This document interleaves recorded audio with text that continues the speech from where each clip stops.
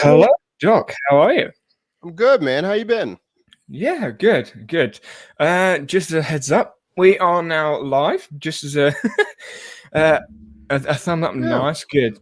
So, for everyone that is joining us live, this is the second channel. It's the first live stream I've done on this channel, but there's links going all over the place, and it will be available afterwards as well. So, Doc, it is great to speak with you. I saw you. I said this in the email. I saw you on Marie's office hours with Notion. That was a good stream. Cool, man. Well, yeah, I'm excited. Yeah, after you reached out, I was like, yeah, man. Looked at a couple of your stuff, loved it, and I was like, yeah, I got to do this for sure. Awesome, awesome. And I have been seeing, I commented on one of your videos, Softer and other applications like Adolo. Pauli, hello, good to see you. And I was looking at a lot of the applications. I was thinking, I feel like we're very similar. Looking at looking Yeah. at so many tools. Yeah, man. No, this is gonna be fun. This is gonna be fun. I was like, listen, when I do interviews, I don't want to know too much because I just like to see what happens. So when you said, yeah, we're gonna talk, I'm like, yeah, whatever. Let's do it. I'm happy. Awesome, awesome. So, as you may have seen, a couple of the streams before is very relaxed, very chilled. Some people are asked questions, I'll pop in and out.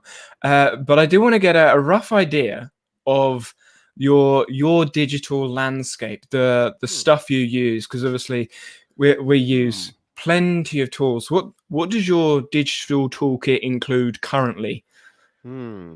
That's interesting. Hmm. I can just go through it. So I test a lot. So I do a lot for like when I'm doing, comparison videos for Appsumo and then my channel. But the only thing that I use, let's see, I use Notion for all of the SOPs for the entire team and agency. I use Paperform to automate all the processes when the forms come in, and then it connects to ConvertKit and Google Sheets.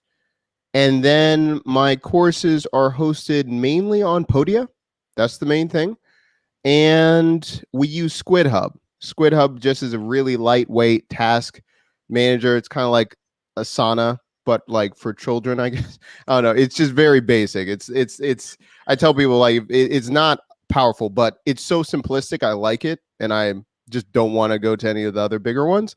I use Slack, but mainly Slack just to have notifications integrated with it. So when like someone signs up for coaching, I'll get notifications. It will ping me, stuff like that. When we make sales, things like that, just so I can kind of see what's going on. And then I use something called Roll Call or Stand-Uply. I interchange, but basically it's for asynchronous communication. So when other people are on the team, freelancers or my project manager or whatever, instead of us having a meeting because everyone's worldwide, you just record it and then everyone can watch. Okay, this is what's going on in this department. Here's the KPIs. This is what's going on. And then I can just see if they watch the complete video, if they're actually engaging, or if they're just like, yep, okay, it's done, and then go from there. Yeah, so that's it. Nice. So when you're looking at all the other tools that are out there, how much of a deep dive do you go? I'll do a project or two with them. So it kind of depends if I'm interested or not. Like some people ask me to like review and they're just like, put this on your channel.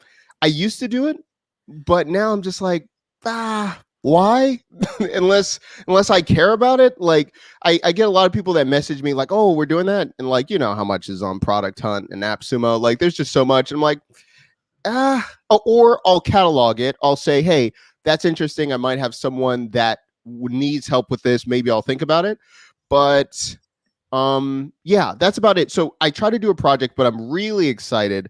Probably this next 6 months, I really started going into a deep dive with Google Cloud Platform and AppSheet. And I'm going to be announcing it this week, but I think I'm going to be spending 80 to 85% of my time just doing that. And then the rest, that's about it. Wow, that was going to be one of my questions because I've seen a lot of the apps that you use. They're not necessarily all Google or all integration, but that's sort of like the area of the app space you seem to be roaming in. Yeah, it was so it started with, I'm not sure if, are you familiar with like Coursera or that platform or anything like that? Yeah. So they were doing these new certs, professional certs with Google and everything, and I kept seeing people reviewing them, but none of them had taken the courses. And I'm like, that just makes me upset. Like that pisses me off. So I'm like, if I'm going to do it, I'm going to do a full professional cert. I don't need it. Like I'm not trying to get a job, but I wanted to really deep dive and see what it was. So I started doing that. And because Google has so many products, I think they do a bad job explaining how powerful or what they could be doing. And so I just started going down this rabbit hole. You know what? I'm going to back up one step before that. I was reading the YouTube formula and I heard about something called Cloud Vision API, and I had no idea what that was. And I was like, okay, I'm learning about APIs, API calls. Okay, I could do this. So I started learning how to do API calls using Google Cloud Platform. Then I found out AppSheet already has it integrated and you don't need to do API calls, comes in natively, and their machine learning and all of these other things found in Google Cloud. I'm like, does anyone know, like, why is Google not saying any of, and I was like, nope. And then so I got the cert, and then like it just kind of just went downhill from there. Yeah, when you say YouTube formula, I assume that's Daryl Lee's recent book that he released. Yeah. Yes. And I was like, so I watch Nick a lot, and Nick Nimitz always talking about Daryl, and I was like, okay, that's interesting. Yeah, let me look at that. And I've seen some of his stuff before, but I just never really focused on it. But I was like, okay, I want to get more serious with YouTube. I've done a lot with like, oh, I forgot my boy, Hanny Mora, repurpose.io. So that's a huge tool that I use, especially when I was getting started with trying to create content really quickly and see what happened. So Daryl's book, was reading that, and then I was watching his YouTube course, like mini course that's with the book. Yeah. And then he just goes and starts talking about Cloud Vision. I'm like, yeah. So that's how it all just went downhill. Okay, nice. Yeah. So I assume you use Google Calendar and Gmail in your workflow anyway? Yeah. So I sync that with, you know what? See, this is a problem. This is what I'm like, maybe I should have just brought up my whole thing. So I use Book Like a Boss. Okay. So I wrote this. I have about 15 tools, but basically once I automated it, I don't look at it that much. Yeah. Like that's the problem. When I'm thinking about it, like I'm in Notion pretty much all the time. And now I'm testing out Coda. There's a couple things about that. Book Like a Boss allows me to have all of my scheduling, and it integrates with my Google Calendar and Zoom, because I used to get really upset always making meetings all the time or forgetting to do it. So it automates. So when they book, it automatically puts out the emails to remind them and remind me, sends out text messages depending on which discovery call they book, if that's necessary. And then it integrates with my calendar and then blocks out that time. Yeah. So I use that. Yeah, I think Calendly, Acuity, SavvyCal, there's a plethora of apps out there that you can do similar things with. Okay, right. So you said you're using Notion. I assume, I don't like assuming, but I'm going to assume you've looked into things like Obsidian, Roam, Remnote, or the equivalent of the network thought note-taking apps. Yeah. What's your opinion? Okay. This is what I'm going to say. I don't know if this is good. Okay. It's all the same thing. It just depends. Like, I don't care. Like, I like Notion, but like if someone uses Coda, I don't care if you use Google. Like, whatever makes you feel good, like just go do that. Like, I don't care. And that's the thing. Like, I use Notion, and I really just didn't care about Notion for a little while, because one of my friends was really like, maybe, I don't know, close to 2 years ago, he's like, you got to try this. I was like, nah, I just don't really feel like it. And then during lockdown, he's like, oh, I'm doing all this stuff. And I was just live streaming, and I was like, let me see. You know what? I'll tell you what. I was really burned out building WordPress sites and just building things. And I just wanted to build things fast. And I was like, well, this is the time. I really am not doing anything. I might as well.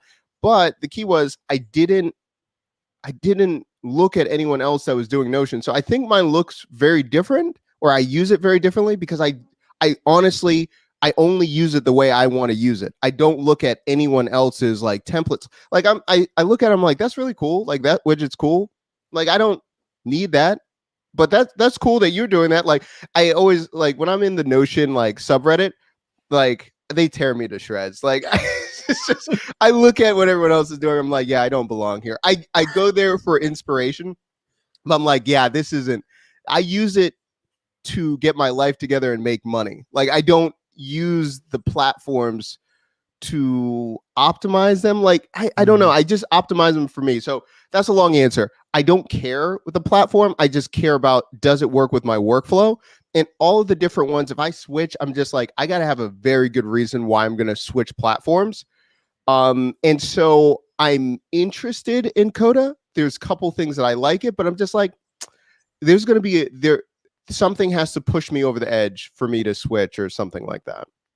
Yeah, I've explored Coda a fair amount. I've did a video on it on the main channel, and Coda's databases way supersede Notion's, but Coda's look and feel isn't quite as nice, and there's some other bits about it that are just a little bit irritating for me, maybe as a a 3-year Notion user. Yeah, I mean, and that's the problem. Like, sometimes my workflow and I'm like highlighting and I want to do something like I was in Notion, but I'm like, oh yeah, I can't do that. It's in Coda. Like, they have their own thing. It's cool. So I'm playing around with it. Do I want to get the pro or whatever, the paid one? I'm still debating. So the reason I'm going to start doing this, hypothetically, a lot of times when I just do a bunch of random stuff and people keep coming up and they're like, hey doc, like, I would love for, how much are those notes? And I really didn't like care. I was like, whatever, just take them. But someone kept saying, like, over and over again, like more than a handful of times, like in the last week or so, people like doc, just put them all together. I'll pay monthly. And I was like, meh. But my Notion it's so in depth now. I was like, maybe I need to explore bringing it to a different platform. Like, if I'm really going to do my note taking, like Notion, I've got a lot there. Maybe I should just put it somewhere else that's not connected. So then if I want to put like everything in this vault, it will be on a different platform and I don't even have to think about my ecosystem that I built in Notion. That's what I'm working on. Not sure yet. That's interesting. And that relates to Paoli's first question, actually. What is the way you use Notion? Oh yeah, true. You want me to bring it up? Hold on. Yeah, share it if it's clean, of course. Yeah. Let me move some things. No, it's let's see about this. And again, I'm gonna be honest with you. You probably already saw it on office hours. It's not. It could be like someone's like, doc, like maybe it is like everyone else's. I'm not sure, but I will just say I don't. I think I use it in a very different way, but I'm definitely fine sharing it. So let me bring it up for a second. I'm going to start with my brand factory OS. Okay, there. Let me share my screen in a second. Yeah, sounds good. Okay. I was going to say, I think with Notion, because everyone's got the same basic building blocks, it can look the same, but the use case can be drastically different. Yeah. You can see my screen? Totally cool? Yes, and it is currently being shared. Okay, good times. So this is one of the parts. I'll talk about like going through how I use it. So this is like the brand factory OS, and this is what I use for my coaching clients. And right here, as you can see, let me zoom in real quick. Let me see if I can do this. When I'm teaching, like no matter what kind of business they're trying to create or idea to business, I have 3 levels and 9 steps from idea all the way to either autopilot, like making it, you can run your business with 90 minutes of working per day or less, or you can optimize your business to package it and have a manual to go out and sell it. Like that's the end result. So it's idea to online business, like all the steps. And this is what I use for all my clients and students. And so what I have, let me zoom out. I have it in Podia, like a course style, but I just want to zip around and do different things. So like, say for instance, if someone's like, okay, I have no idea. I have no idea what I'm going to do. Okay. Well, first we've got to talk about like clarity, what you want to do. And before we even go into that, like we're going to look at your skills inventory and like do these things. And so I just use it as a guide as when I'm live streaming, but I use it for all my clients. And then this is the blueprint of the course and the online coaching. So everything, it's not anything different. It's just the level of how much I'm working with that person same exact thing. So right here, this has all of my landing pages, all of my lead magnets. And so they're inside the course, but like people ask me, okay, how would I validate a side hustle? Like I already have the workflow. And instead of me like trying to recreate a landing page, I just drop the paper form link right there. I'm like, I don't care if this is good for you and you want to be in coaching or you want to buy the course, it will filter you through my email sequence. If not, like good health to you, you can have this for free. That's fine. So yeah, so I use it for my entire basis of coaching.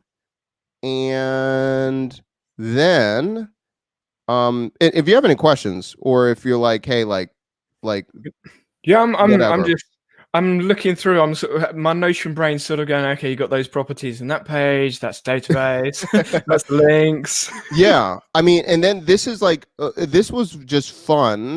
This is where it started, like when I was live streaming, and I was just like, I'm gonna redo it, and then all of my past shows, past builds, I stopped numbering them, but basically all of the different tools that I was using, I just documented, and then just so they could see the video and see like my notes on every single one.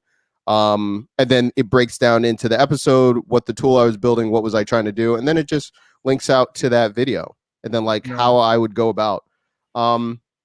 Yeah. So it sounds like this is kind of a duplicated version of the course, but it makes it easier for you to go between your notes, the course, people you've worked with, etc. Exactly.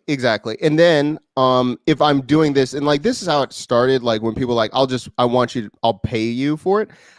I was doing this just for myself, and then people were like, well, can I just get a copy of it? So for APIs, I would go out and hire a coach, and I'm like, I need you to teach me about APIs. And me listening to them, I would then build out a structure. If I wanted to teach someone, how would I do it?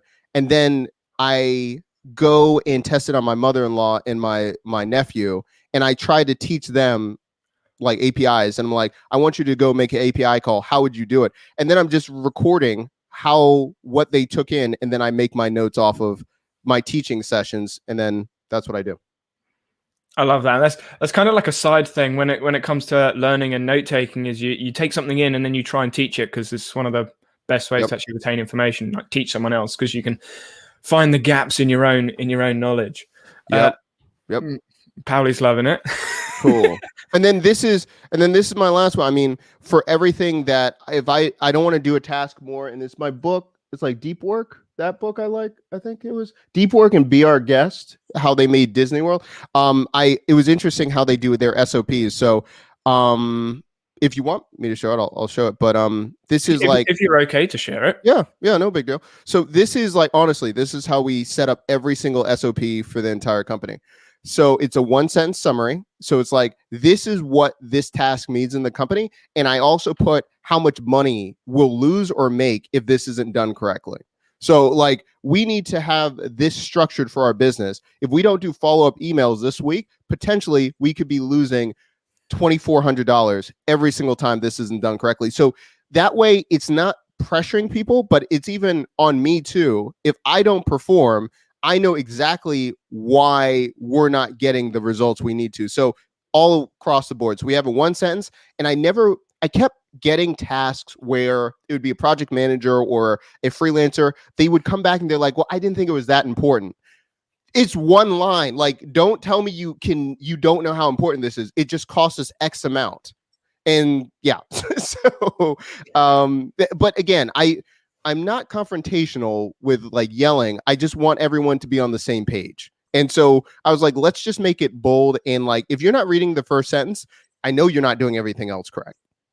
So it's the first sentence there. And then the resources is screen recording of the exact task, the step-by-step, the completion list. Like, so even if you don't, you can copy this every single time and you can just mark it off. But the magic is after this is done, we then hire a freelancer that has never worked with us, and we have them go through the steps and record and do step by step. And if there's anything that we didn't add, they're allowed to edit the document and add. And then from them, we hire another freelancer that doesn't know any of us or know the freelancers. And then they give them the same task and ask them to perform it on that. And we're looking for a score of a completion of 90% completion or, correct or better. And that's when we know our SOP is good. That's a really interesting way of checking that the SOP is doing what it's supposed to be doing, because I know writing SOPs isn't the most exciting thing for a lot of people, but it's very important. especially when you need people to know what's going on. And sometimes, like, at first, like, I didn't really like doing it. In fact, I had there's a whole other scale, and we did an SOP how we get like students in college or ones that are looking for it. But I, at first, just recorded myself. And in this section, I would just do resources, or just record myself and be really detailed. And then I would have the first person, it was their job to write out all of the steps of watching the video that I just did. And then I don't even have to worry about it. Let's see how good I was of just breaking this down and what did I miss. They're going to record it. And then I have them, now that you saw what I did, go duplicate this and then record yourself doing it step by step and see if you miss anything, and then go from there. Yeah, that sounds good. Pauli asked a question, sort of a follow-up question. What is that you do? Is that your work? So are these? That's a good question. So what do I do in life, or what is that the question? I assume it's work related.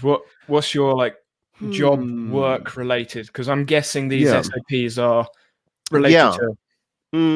So basically, I do group coaching to build out online businesses, and the company is called Brand Factory. So the issue is, what I find is a lot of people are really good at like coming up with the brand.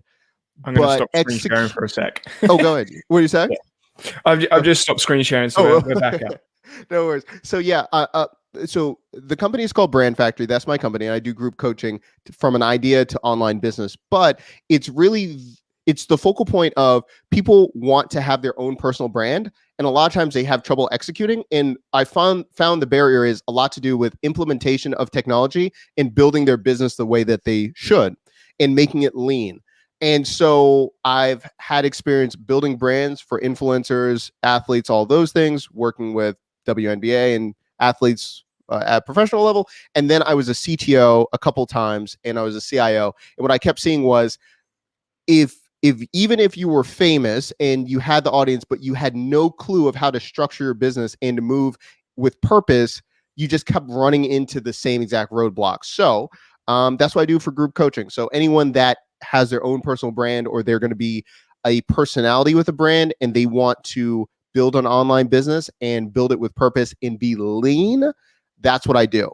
And on the side, that's the agency side, and that's the coaching side. But what I realized was people like that, but they were more interested. They're like, Doc, you can do all these things and you're only working 90 minutes a day based on all of these things. I was like, well, it's automation. And then more people are just like, well, show me how that is. So the lead magnet, the top of the funnel that finds out if they're a good fit, I just make a lot of videos and talk about automation and talk about what I'm interested in. And before, when I had my agency and I was not doing group coaching, what the secret sauce was, a lot of people, like, I was like, you want to meet with me? And they're like, Doc, no, not really. Just keep sending those videos. Like, we like the videos. We don't need to meet. And I was like, oh, maybe I should just do videos and not like run an agency. And that's why it switched. Okay, interesting. Yeah, it's. I think it's definitely a way the world is kind of moving. People, it's not necessarily people don't want to talk to others. It's just they'd much rather get a video that they can watch in their own time at their own speed and rewind, go backwards and forwards. And it does make things easier. I know personally for me, I consume a lot of videos. Yeah. And I mean, it makes a lot of sense. And actually, it's not that I don't want to talk to people, but for the most part, it's rinse and repeat. You don't even need to talk to me. You need to have the feedback loop that gets you to your goals. You might need to talk to me like 10 to 15 minutes to brainstorm or something like that. And we can even do that with asynchronous communication. Like, you don't need me. But what I found was, like, the underlying thing, and like kind of goes back to what you were saying, like, what do I use, Kodo or everything? Like, I don't care. You can use a paper bag. Like, just do these 5 things and come back to me, and then I'll make you money. But I cut out how much I used to talk to clients, because I think it was more of a crutch. Like they'd rather just bounce off ideas. I'm like, you don't need to talk to me. Just like go do what I just said. Like this isn't rocket science. And like the whole thing is even like the YouTube formula. There's no secret. It's just repeating the same exact feedback loops. Look at what's happening, make it better, compete with yourself, rinse and repeat.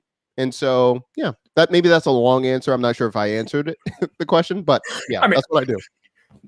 I mean, productivity tools, it's all philosophy at the end of the day. There's no right or wrong answer. So and that's why there's so many people in this space. And something that Seth Godin said in a blog post a while ago and in a podcast, and something Mike Vardy brought up a couple of weeks ago, was they were using email as an excuse of a hiding place. And I think in the world of tech, an app, a software can be a very easy hiding place to go towards. I don't like this feature about something. Yeah. I'm going to find another app that does that thing. But then there's another issue. Yeah, you're never going to find the perfect one. Like if you do an all-in-one platform, you're never going to like it because it doesn't customize the way that you want it because it's all in one. And if you go really specific, you'll be just going down this rabbit hole of trying to do this. There's a TED Talk. I wish I could remember the guy's name. He's brilliant. But if you look it up on YouTube, you can type in like you can type in TED Talk like dry bath. And it's this guy, I think he went to either MIT afterwards. So the point is, he was in a country in Africa and he was solving a problem with not having enough water in drinking water. And he created dry bath, which you put on your skin. And he did it with his Nokia and everything. And when I was teaching at a couple tech schools, like when students used to give me crap, I would just play the video. I'd just play the video. I was like, I don't want to hear any excuses. I don't want to hear anything. You have so much advantage. Just go do the work. And yeah. I love that video. I remember seeing it. I'm pretty sure Mark Rober did a follow-up video on it as well. I'm pretty sure he used the product in one of his videos, like just a science experiment thing. I was like, yeah. It's wonderful. It's motivating. Like if you need motivation, go watch that one. And then I have a couple.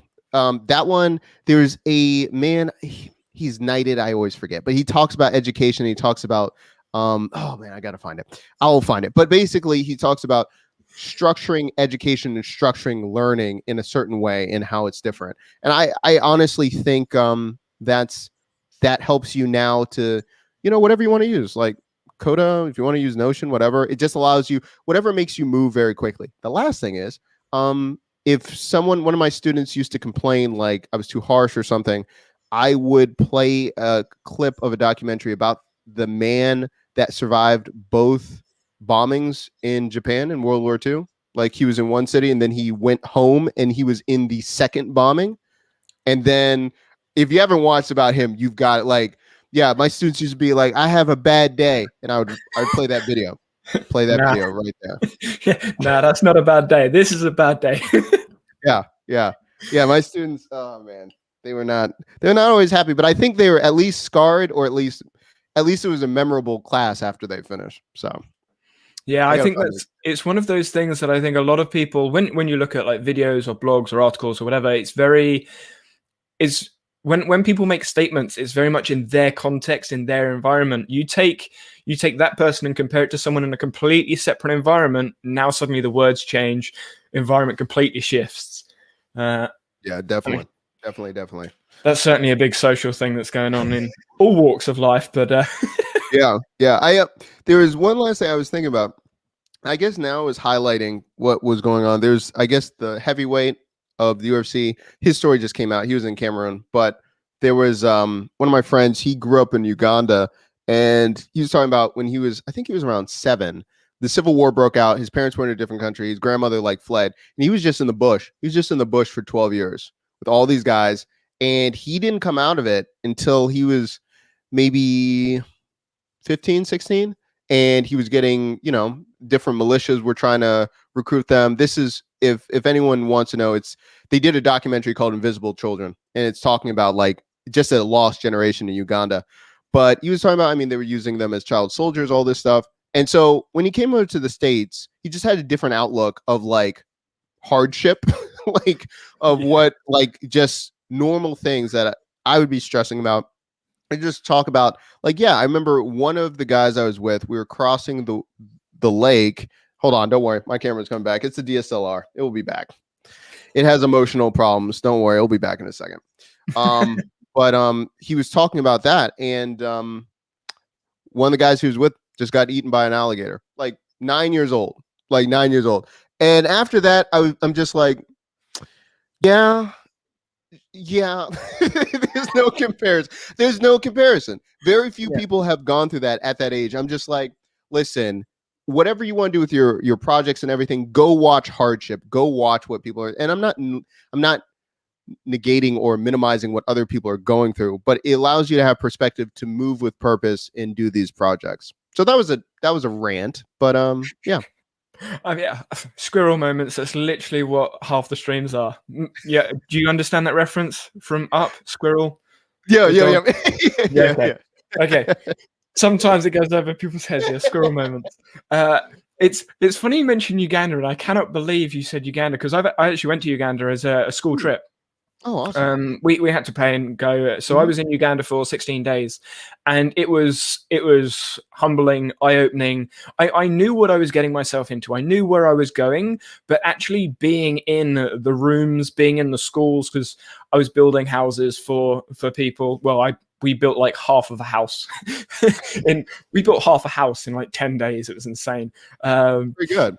Yeah, we painted 17 rooms as well in the school, which was nice. And obviously went all around in the area we were in. We were in Kabubu, which is a rural city, like way away from the main areas of Uganda. But experiencing that, seeing what they see, like the kids are running around barefoot playing football on like pebbles ground, like kicking roots because the tree, and I'm running around with like shoes, and I'm moaning. I'm thinking, shut up! I'm running around with shoes and my feet are hurting. They're barefoot kicking the football. What? Yeah. And they're still smiling and laughing, and I'm like, wow, completely different world. Yeah, the same guy that was in Uganda who was coming out, he said like to toughen up, they got all these cinder blocks like in a bag, they hung it up and just started beating it, and so his knuckles were just jacked. Like you could see the boat. He's like, you had to toughen up. I was like, bro, you hitting cinder blocks? Like what are we? And that's why I was just like, nah. There's this it's an NPR. I can't remember what podcast. You might have already heard this story, so just cut me off. But it's about the guy. He was in the Olympics. He was a runner, and his appendix bursted, and he still ran it. And they're like, yeah, what's going on? And it was about his tribe. And he's like, oh, this is like nothing. Just listen to How to Be a Man. Like what happens? And he goes through, so yeah, it's a crazy story. But I was just like, yeah, I can't even take cold showers. Like I do the challenge. I'm like, cold showers, like in like 30 days. I'm like, why would I do that? I do it like I'm like, back to heat. Like, no, I'm going to have a good day. I'm not going to do that. But yeah, different people, man. Different people. Oh yeah, so true. And I have heard the story. There's so my master's degree is in strength and conditioning, and athletes is what I spent like 5 years researching. So yeah, there's quite a few stories, and you can just see where people's backgrounds have come from. I mean, you look at the Jamaican running team. Look at what they have. They have a cone and a track, sorted. A cone, track, and a stopwatch, and then you've got everyone else. Like, we need all these high-tech lasers and all the rest of the stuff. You're like, really? Bolt just ran loads. Yeah, no, it's so that's so funny you mentioned that. I was on the medical staff for the USA weightlifting team, like 2016, and seeing the US team versus like Bulgaria. If you check out like just like go YouTube like Bulgaria and anything like the Russian team, and I don't want to hear like people like, well, it's the steroids. I'm like, no, go watch. I remember those teams, and then I was training he was from the Czech Republic, and he was a what was he? They're still pretty strong. Yeah. Oh my goodness. What was he? What was it? It was a jockey. Listen, this guy was tiny, but he was so strong. And he was probably like 4'10", 4'11". And he was talking about like what his dad used to do for strength and conditioning. He would roll up a piece of newspaper, tell him to hold it there. And he just had to do just a wall squat for 15 to 20 minutes a day, starting at like 5 or 6. And he's like, listen, you want to be on the horse, right? you want to get strong, go stand at that wall and just holding that piece of paper. Yep. Like, it's insane. It's just like, there is certainly a level to some of the training, like when you look at the Chinese gymnasts, there's certainly a level where you go, okay, that's a bit too far. Yeah. But it comes back, I mean, bringing it's kind of like back round in a circle a little bit. Essentially the tools is just, you got a doc, a paper, somewhere to write stuff, and then you got a spreadsheet. That's it. Like, as long as you got the basics and you got determination and the mindset to get the stuff done, you're good. The athletes from those countries are incredible with their mindset, their determination. And there's this one kid that I remember teaching out in Uganda, and she had this white mark on her head from when she was younger. I have no idea what it was. She was like 7 or 8. Her English wasn't great. I was teaching her like dog, cat, cow, that sort of thing. So her English wasn't great, but I knew that she'd got a birthmark for whatever reason, white, and she was always smiling, always. Like, it didn't matter who was talking, what was happening. Like, even when she hurt herself, she just smiled, shrugged it off, and just like limped away or whatever. And I was just like, so different. We sit here and moan and whine about everything, and they're just like, never mind. Yeah. No, it's true. When you said it was talking about just a Google Sheet or something, do you know, I always get Andrew's last name messed up, but it's like Camphy. Have you ever met this guy, Andrew Camphy? He did this. He's like, if you can get it on Gumroad, it's called like Better Sheets, and he builds like anything in Google Sheets. So like, he built a marketplace in Google Sheets. So I had that. It wasn't my idea. I saw it from a company called Elliot that's now defunct but coming back. Like, but they had something called a virtual mall, and so he redid the virtual mall in a Google Sheet and did that. It really, you can pretty much do crazy things in just a Google Sheet to get it done. Not even like one of the guys that, I think he was just showing off and showing that I knew nothing, but it was really cool. I didn't know all the like Java or Python scripts that you can put into a Google Sheet to automate. And so I was like, I need to do this. And then he's like, oh yeah, well, what about this? Why don't I just do that? And I was like, oh, okay. And he's like, yeah, I write my own scripts. And, you know, he was pretentious, but I was like, it opened my eyes. I didn't understand the add-ons and the features. Yeah, you can like, in how you can create your own REST API from a Google Sheet. I was like, that's insane. So you really don't need a lot. Don't need a lot at all. Yeah. I mean, for the longest time, Excel, well, it still is. Excel is what I got taught first, so I know Excel way better than I do Google Sheets. Macros have been something I've explored a lot. Bro, you want to see something? Oh, go ahead. I'm sorry, I cut you off. Keep going. I was just going to say, like, Excel, strength and conditioning, we use Excel for almost everything, and basically you live on it. And then you see people saying, oh, you can't really do that much with Excel or Google. I'm like, nah, you just don't know what you're doing. Yeah. Let me show you something real quick. No trade. Once I learn how to spell, give me 1 second. Trust me, I can't spell either. If anyone watches my stream, hello, Kim and Gail as well. I saw them in chats, like, oh, hello, and then I just forgot to say hi. Yeah, my spelling on screen, that red wiggly line, it's just, it's always there. Yeah. This is, you already know. Let me show you something real quick that might be fun for someone to see. So am I good to share? Yeah, now it's good. No, cool. No, so there's an NBA trade machine. So basically, if you need, in professional sports, there's different sports allow you to trade your players differently, and there's different, how much can you spend, depends in football, whatever you're doing. But NBA, especially when it's a really big thing in the NBA, trying to figure out who you can trade, when you can trade, blah, blah, blah. And there's been a few that have done it and they've programmed it themselves, or there's like a few other machines.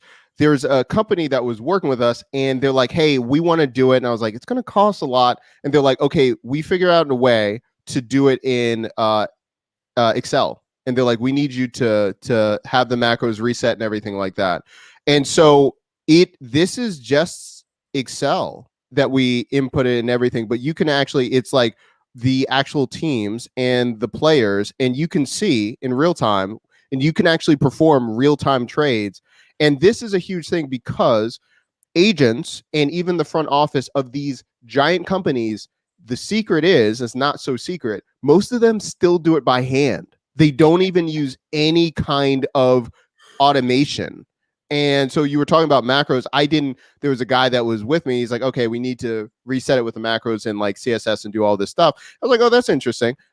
This is insane. But all of the pages behind the scenes, I did a disservice discounting how powerful Excel was and how many things you could do with it. But yeah, so just to put in perspective, there are companies that literally this hinges on them making multi-million-dollar deals. They use this spreadsheet. They use this site that we built. And it's all Excel in the back end and everything like that. So it's just crazy. It's just crazy. Yeah. Wow. I'm gonna stop sharing just to keep you updated. Yeah, and I think it's literally just gone. I had something. So with Excel, I was talking with, I can't remember who it was. It was a research study, and there were the two of us in the cohort that knew Excel, and everyone else wasn't sure. And we were sort of going backwards and forwards, and you just sit there going, it's just a case of learning the platform. Just like any other app, just like any other tool. As soon as you learn, not necessarily the secrets, but you get your head around little bits here and there, you go, oh, okay, I could do this. And then you start adding things together, putting the pieces of the puzzles together. Okay, I can do this. Oh, I can do that. I can do this as well. And it just stacks on. Yeah, man. No, it's pretty crazy. It's it really is. By the way, Dan, you tell me where you want to go. Like, I'm not sure if you know this. And I mean, it's not a big deal, but are you familiar with Appsumo? Should I talk about what Appsumo is? I am familiar with it. You can go for it.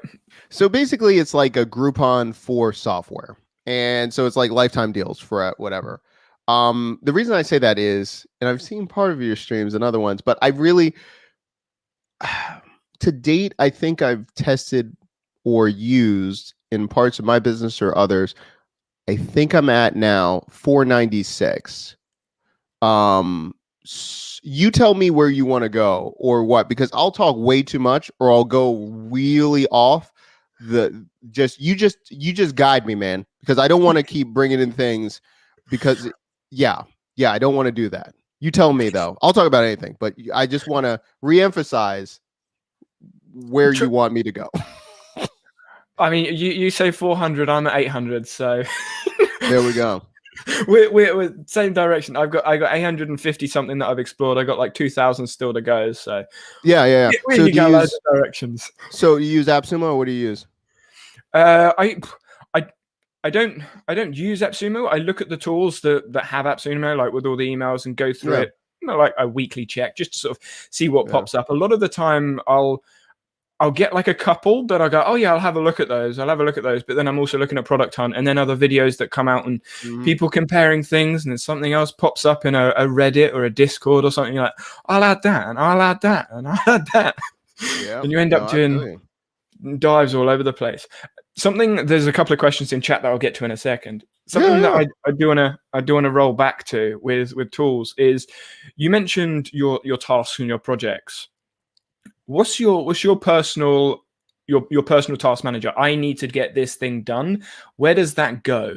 Task manager. So could you explain? Like, just like me? Give me more details. So if, for example, you remember you need to do something, you're out walking or something, you need to remember to do something. Is that goes on your phone, then goes somewhere else, or is there a global app? Like, no. I just use my I have a bullet journal.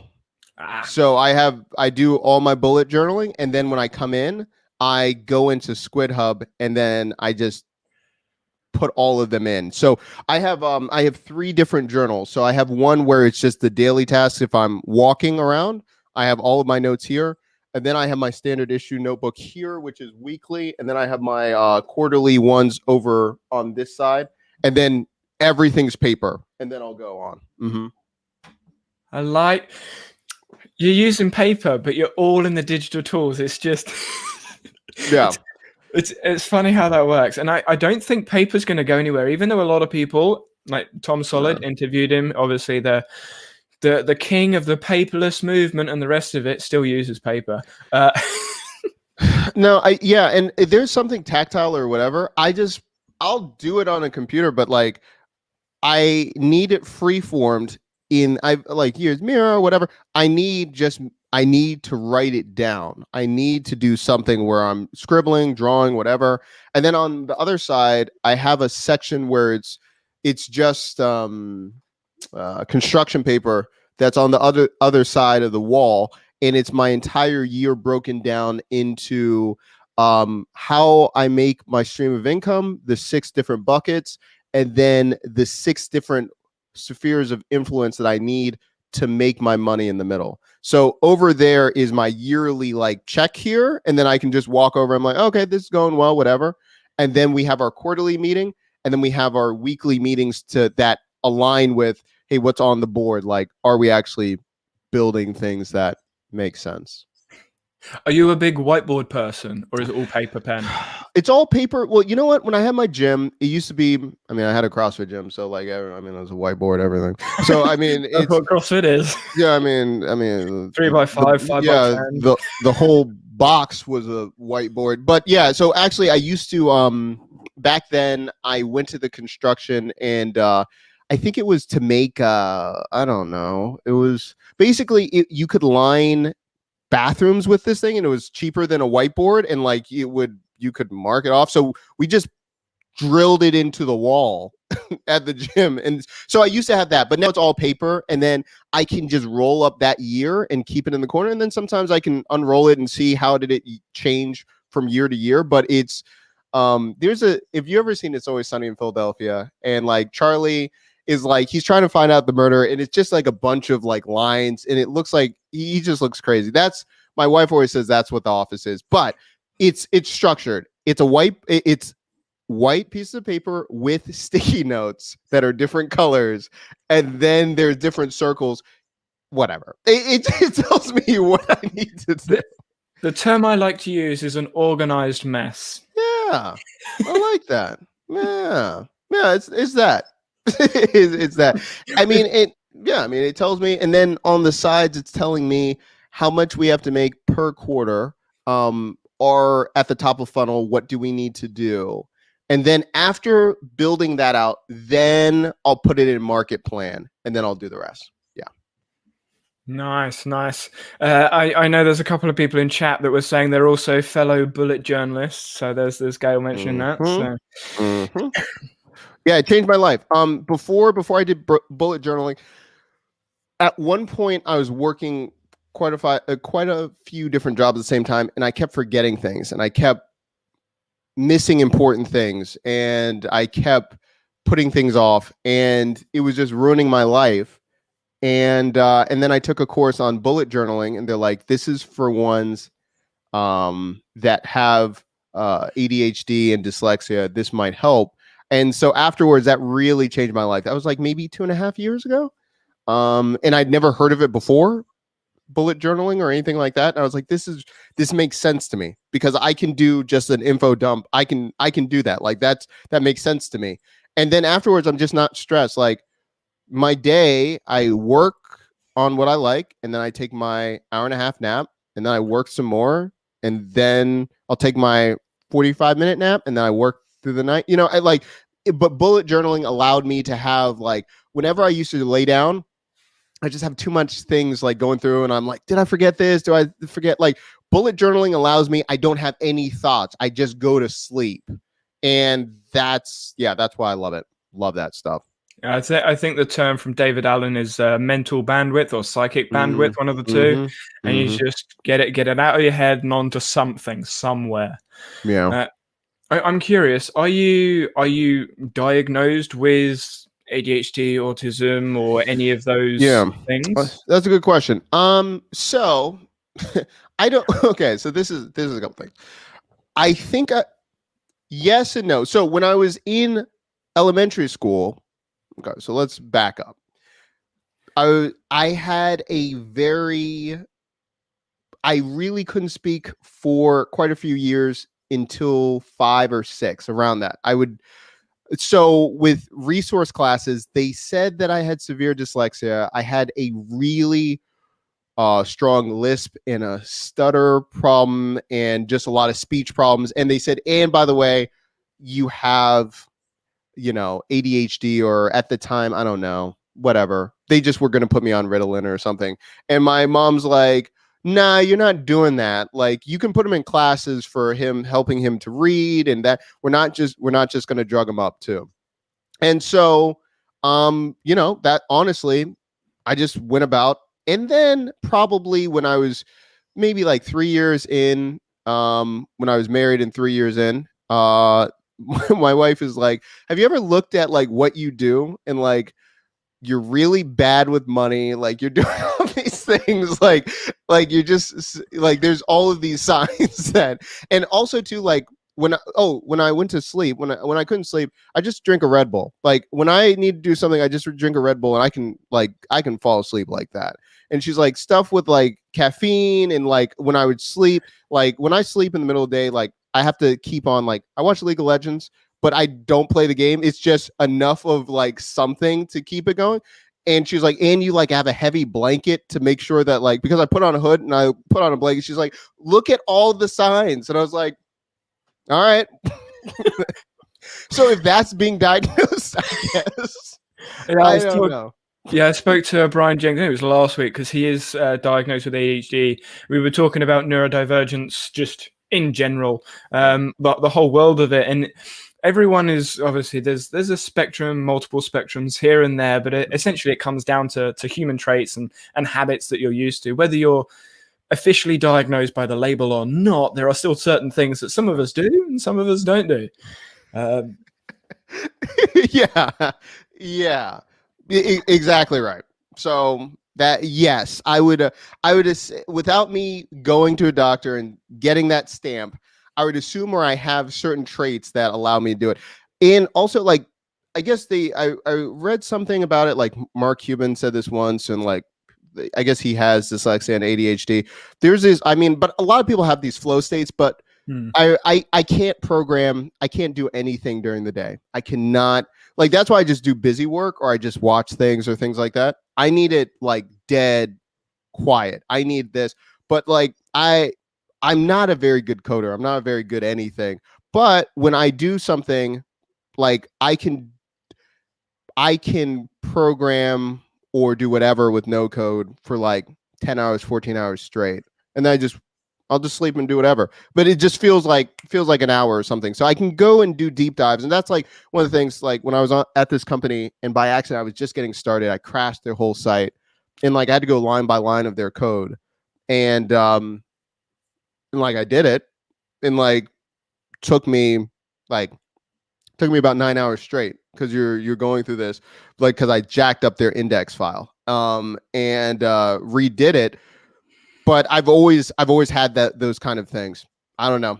So, but I hear some people have those things. I don't. The reason I bring it up is like, there was this one, they were talking about the woman that made like cats, like did the choreographing like cats, and they said like to her, like they were going to put on these medications because she couldn't sit down like in class, and they're like, she just needs to go to dance school. And then she was the one that created cats. Like, you know what I'm saying? Like, I don't know.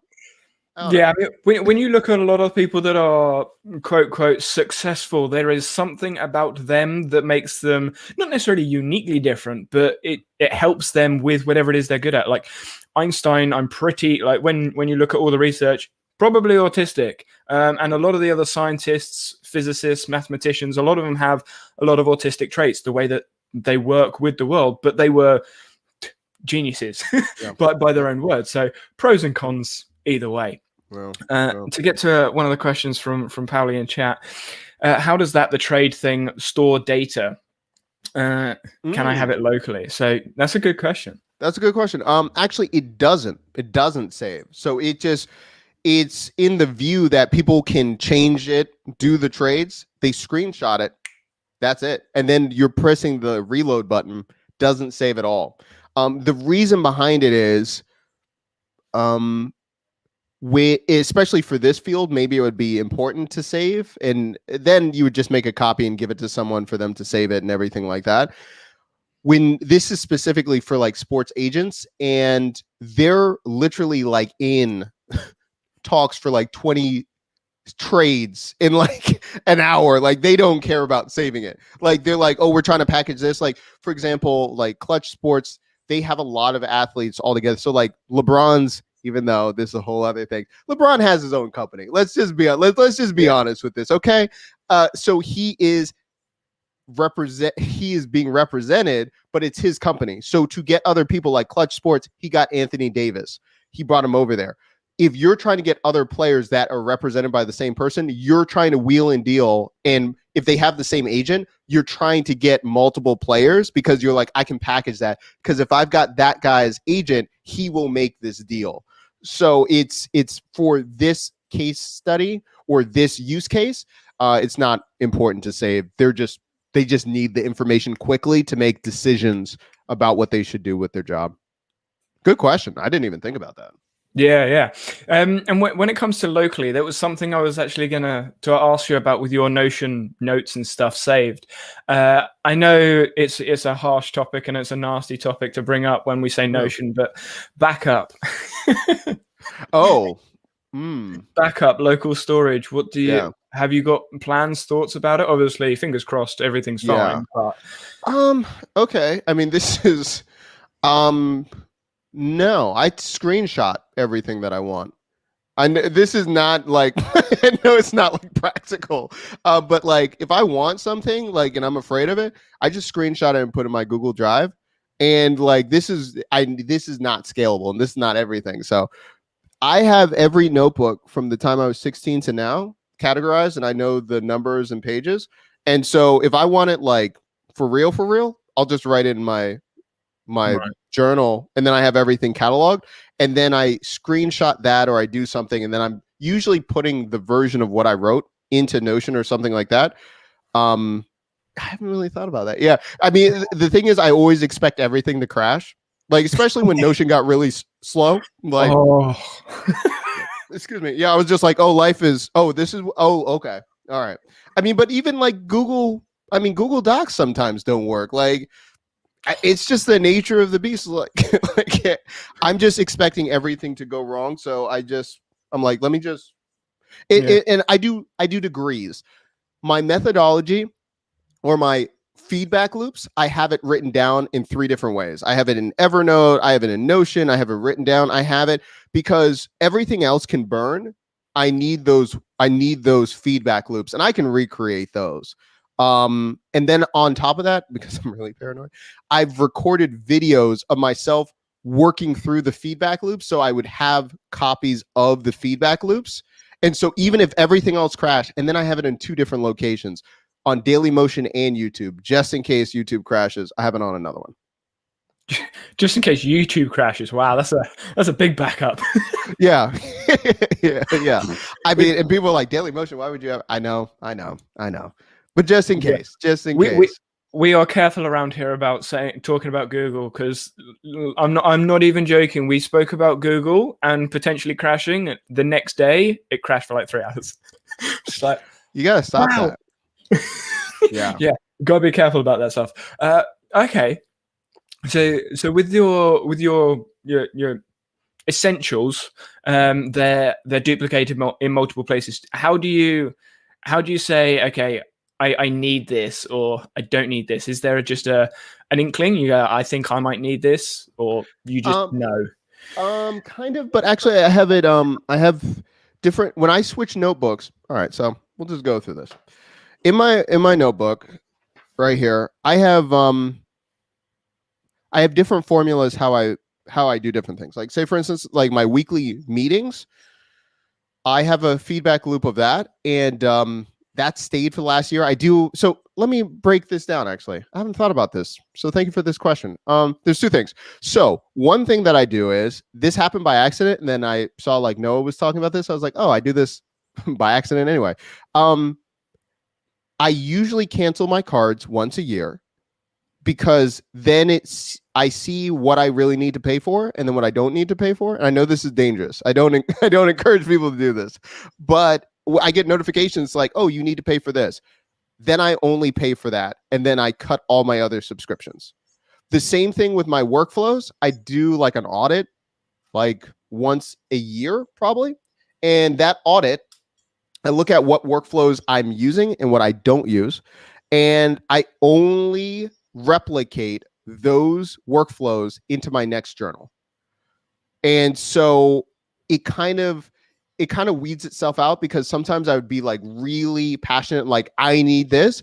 And then I'm looking at it and I'm like, I don't use this anymore. It doesn't apply to me anymore. So it's like a come to Jesus moment. I'm just like, yeah, I don't need it. Let's just bring this over. So usually I have only 4 to 7 workflows that I use that I keep bringing over and over again. And I can go into them, but that's like, does that answer the question? I'm not even sure if that answers the question. A little bit. It's question. Like, it was, how do you know whether something is needed to be backed up multiple times? Like, what's, I guess a different way to phrase it, how do you know what something like priority? How do you prioritize something? What's the mental thing in your head? Like, this needs to be priority 1. If I use it daily or weekly, that's the only thing that I know that I had to back up. The weekly notes of like what we do, I need that to make sure that we're on track and we can look back with a reasonable degree of certainty and not emotion. So I need the actual hard data points to review. This is what not happened, not what I felt happened in the year. That's the main thing. Everything else, the SOPs, like we have them so many times, like even if they didn't get backed up, I can talk to all the freelancers. I'm like, hey, remember when I asked you to do that? Like I need that back or something like that. Like it's so many like so many times I've done it with so many of my students. Like I can find that, like it's going to be somewhere. And if not, it's the formula to redo it again. Like I really look at like, if everything was destroyed, do I have the workflows to replicate this again to get back at least 75% of what I've lost? Yeah, that's what I look for. Yeah, enough to get yourself back up and running and on your feet moving. Yeah, but honestly, so the president of Appsumo, like I was having trouble. I was trying to hit 6 figures and he's like, yeah, that's because you don't like, you're not organized enough. You don't do feedback enough. And I was like, I do feedback. He's like, no. I'm going to show you how we run this company. And then I just rinse and repeat that. And then I added a few other things that I liked. But that is the only thing. I was like, okay, it's good enough for them to go to do 8 figures. It's good enough for me. Yeah, I'll just do that. And it's really highly simplistic. And that's the only thing that I do. That's it. Nice. I mean, 8 figures, can't complain. Yeah, and really, like, I honestly, I just kept complaining because I was like, oh, I'll never hit 6 figures. He's like, yeah, do this, and what I love about Eamon's the man. He's like, yeah, when you hit 6 figures, like, then we can have another meeting. And like, not only was I motivated, I was like, I need to hit 6 figures so I can talk to this man. It did exactly the thing that I needed. Yeah. So, I mean, I can talk about that, what it is, but yeah. Maybe in a second we'll get to a couple of the questions in chat. Pauli, good to see you. I'm sure Pauli will have a watch. Yeah, she even said she'll watch a replay later. Cool. Everyone is so busy. Yeah. The replay you can put at ×2 and just like blast through. Mm-hmm. So Gail asked, is Squid Hub your only backup of your bullet journal? Ooh. Well, I would think I never really viewed it as that backup. Well, I guess so. Yeah. But so I guess my bullet journal, like I never really thought maybe I view it differently than I don't know how people view. This is the whole thing. It's kind of like the productivity. I don't talk to a lot of people how they view different things. I'm not sure. Do people view bullet journals like that you need it? I thought I just use it for structuring my thoughts. I mean, I don't really look at my bullet journal. I have my other journal where I'm like conscious of thought where I'm going. Bullet journaling is just so I won't go crazy. So I view it as like, if I had like a, now this would really make me look crazy, but like if I had a blank wall, I would just map it out like my bullet journal to do the same activity. So I don't really view it as I need a backup, more as I just need sanity. So I need that framework in my life to make sense of things. So is your bullet journal, I guess, more of like a doodle pad, I guess? Yeah. I mean, Obviously, there's you words. can Everyone see interchanges words. it. Oh man, I gotta refocus this bad boy. Hold on.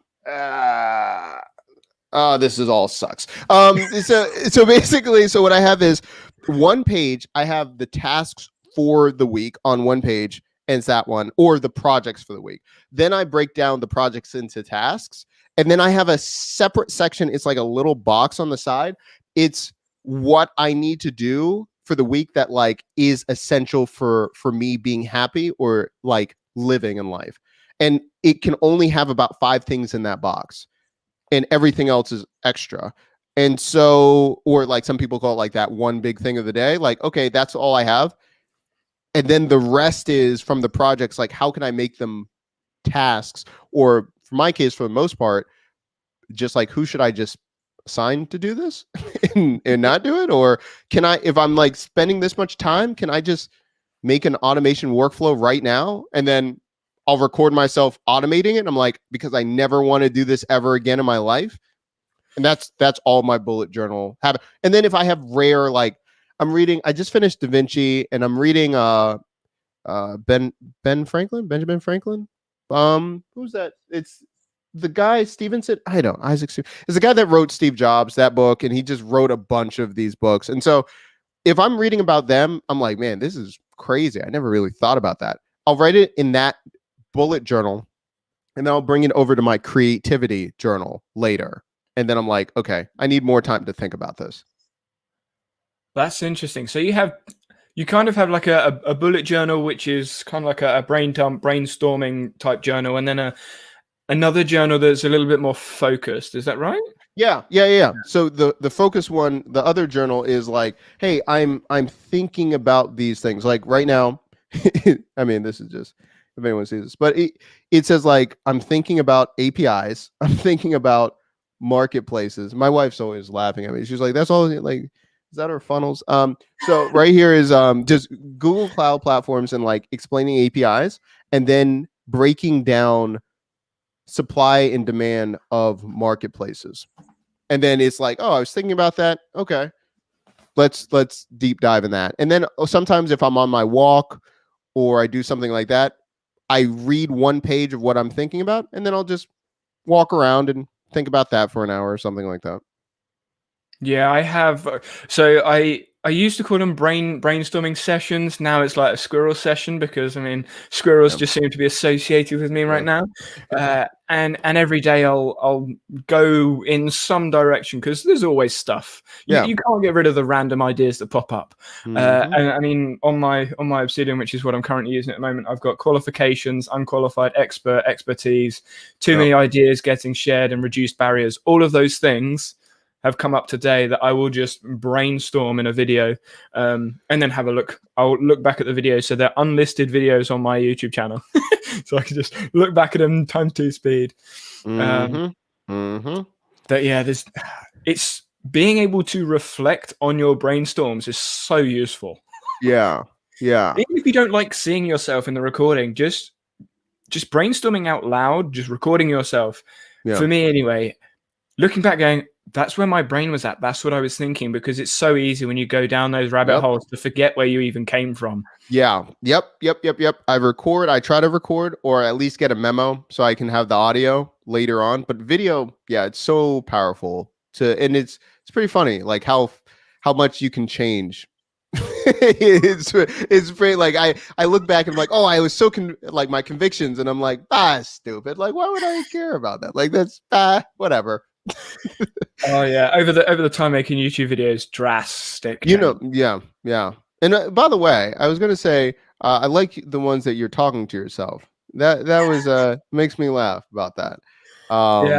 They are so fun to make. I was gonna say, I was like, I wanted the edit time. I'm like, nah, Danny's got that. I don't have time.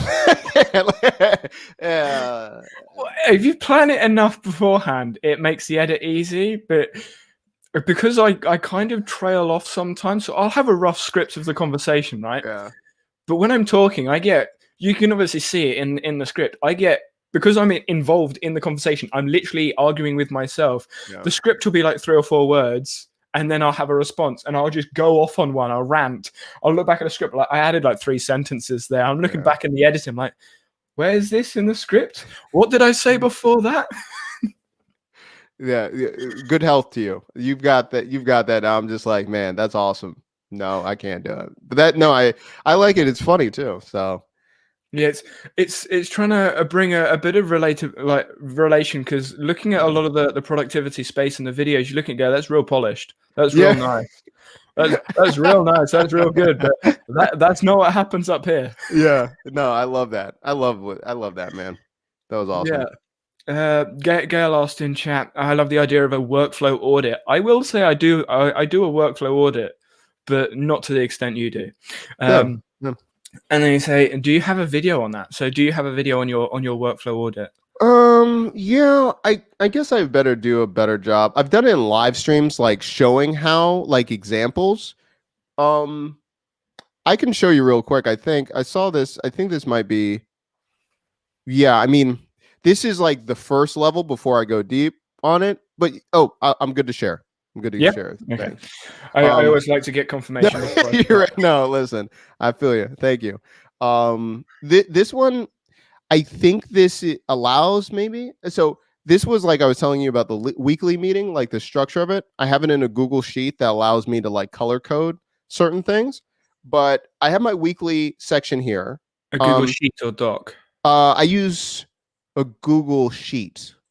Okay. I use a Google sheet. And the reason behind it is I'm having this in different sections. And then if certain projects are done early, on time or late, this turns green light, yellow light, red light. Makes sense. So you can easily, I at a glance, I can say, are we doing good this week? Oh, like, why are we having yellow lights? Like, what's going on here? Or why are we like, what's going on here? So visually, I don't even have to read anything. I can visually look like, oh, wall green, we're making money. Let's go. All right, I'll see you guys later. Like, we don't have to have a long conversation. If it's red, like, okay, what did we do wrong? Also, too, we go with energy levels. So this was more when we had like clients, and now it's group coaching, so it's just not even the same. But when we were working one-on-one with clients, we would say, like, we would rate how difficult is this client, and we would rate it like, what's your mental fortitude after working with this client? And if they kept hitting week after week, it was like tens. We would look to offload the client. We would say, hey, listen, this isn't for us, and if we're having this problem, you probably hate us too. Like, we probably aren't a good fit. How can we work to get to an X point? And I will tell you who I would suggest that might be better for you than us. And that, because mental, like, we were certain clients, we were making tons of money, and we're like, but it was just soul sucking. So we have that feedback loop here. And then on the other side, we have, habits make you into the person you are. Like, I write that on every journal and every piece of paper, so the team knows. And then here, this is based off of deep work and different structures here of like how we work in our sessions. I don't make people do like deep work sessions if they don't want to, like freelancers. I'm like, hey, like, good on you. I'm just telling you what I do. If you don't have to do this, like, this is just for me. And then here we audit. This is the top of the audit, I guess, because I have blocks per day, like admin, action, planning, researching. And then I have theme days.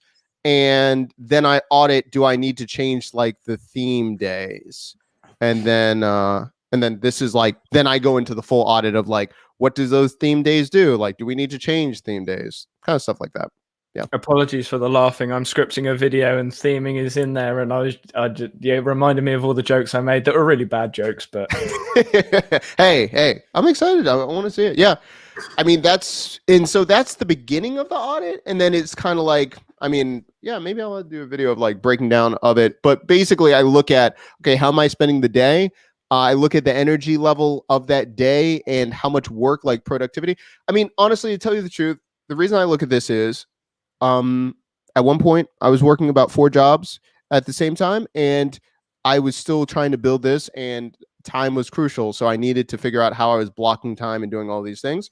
Now that I have just this, I don't want to lose like, oh, what am I doing with the rest of the day? Or like I can just do nothing. Still having working with purpose, but not overworking myself that I don't have time to think and build all these other things. And so yeah, that's how we do the audit. So we do. Oh, one last thing too. I mean, but like if you want to see like the audit, like then we use like market plan, and we actually build out like our funnel. And like, as have you used this before? Have you?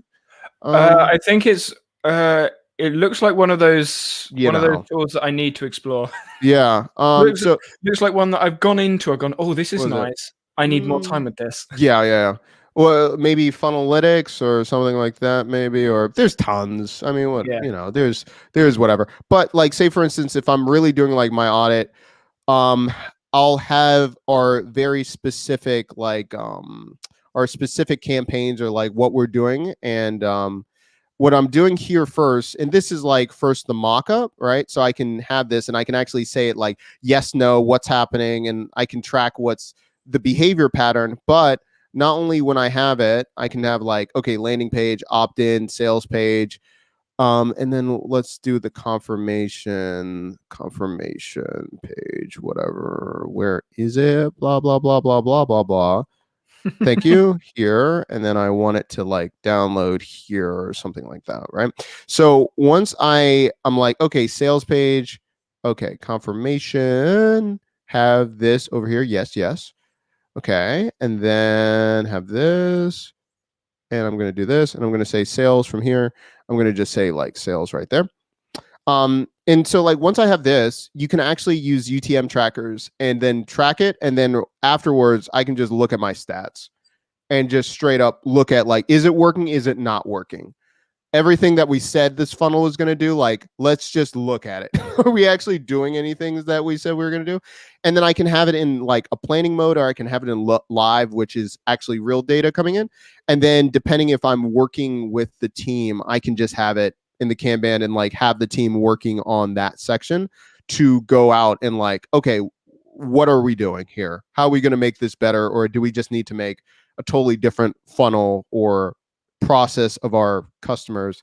And so this is like based off of like the products, services, based on what we're doing, the content. Like it doesn't have to be sales. Sometimes it's like, hey, we're going to do a series or this playlist about this. Does it perform the way that we want it to do? And we go from there. It looks very much like an OKR, KPI, performance metrics tracking purpose. Yeah. And again, I hate pulling numbers or having someone like go do all this work. It's like, let's just set it up and let it just feed the data automatically. And then we just look at it. Like there's no point of, I just don't need you to run the numbers. Like this will tell us, like, just tell me how many leads, like, what did we do? What did we not make it? Did we make it? That's it. It's funny you say that, because there's, for whatever reason, I don't understand why, a lot of applications are trying to use YouTube's API to get YouTube stats out of YouTube into a database. I'm like, do you not know that YouTube Analytics gives you literally everything? Okay. I'm glad that you brought this up. And maybe let me know if you found this. This is the thing. Let's talk about this for a moment. I'm going to stop sharing. Yeah, no worries. So how about this? YouTube, we go into the advanced mode, whatever, right? I want my average view percentage, average view duration, everything like that. I'm setting up the stats right here. Is there a way to save the way I want to track my stats? Every time I go in there and I go to that advanced mode and I position it, I have to keep redoing it. Then I'm doing a layer when I'm exporting it. I put it in Google Sheets and then I'm filtering it and I look at, okay, 50%, how long they've been doing. And then I have a system where I'm rating it and then I'm color coding it. Why can I not put it in Data Studio that does not have any of the stats that I'm looking for and create what is they have all of these things, and so now I have to learn Python because I'm writing the automation to just do it every time because I'm doing this every week. Is there an easier way? Am I missing something? Like, why can they not save? I'll just stop there. I'm completely with you. And so do you know Matt Geelan from Little Monster Media Co? Oh yeah.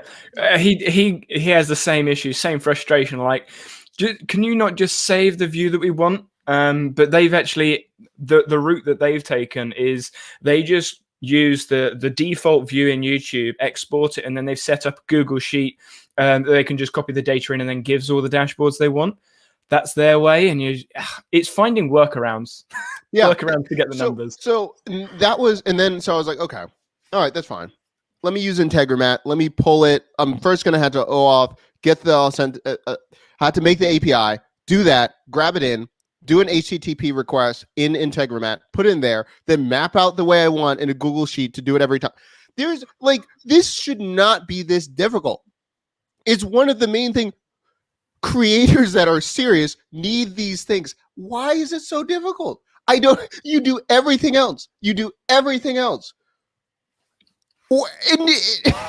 And Google Data Studios is owned by the same company.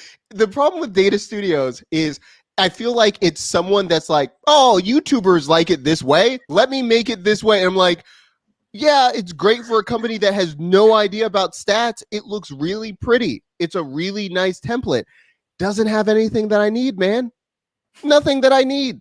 Okay. I thought it was just me. I just anyone that's into numbers feels the pain. Like Roberto Blake is another creator you look at, and he's just like, he's looking at all these numbers, and then he exports the spreadsheet and does the same stupid things that all of us do, and we're like, okay, if he's still doing this.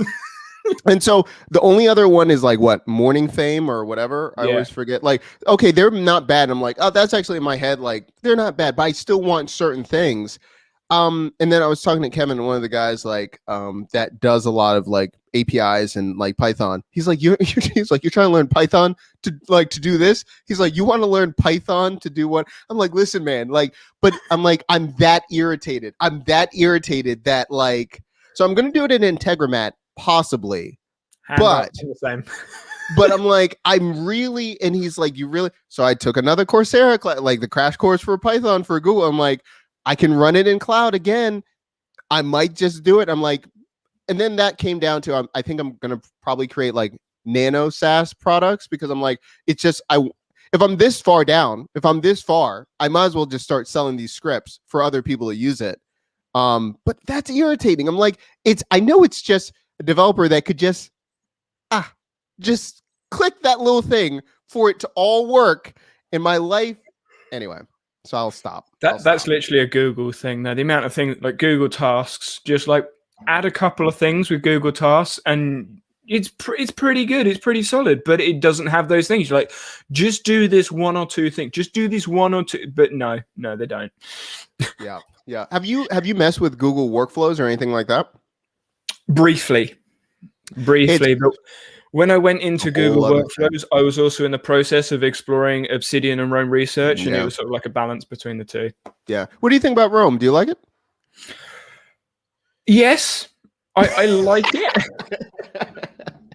Okay. You can sense that. Yes, I do like it, but I don't think it's worth the money.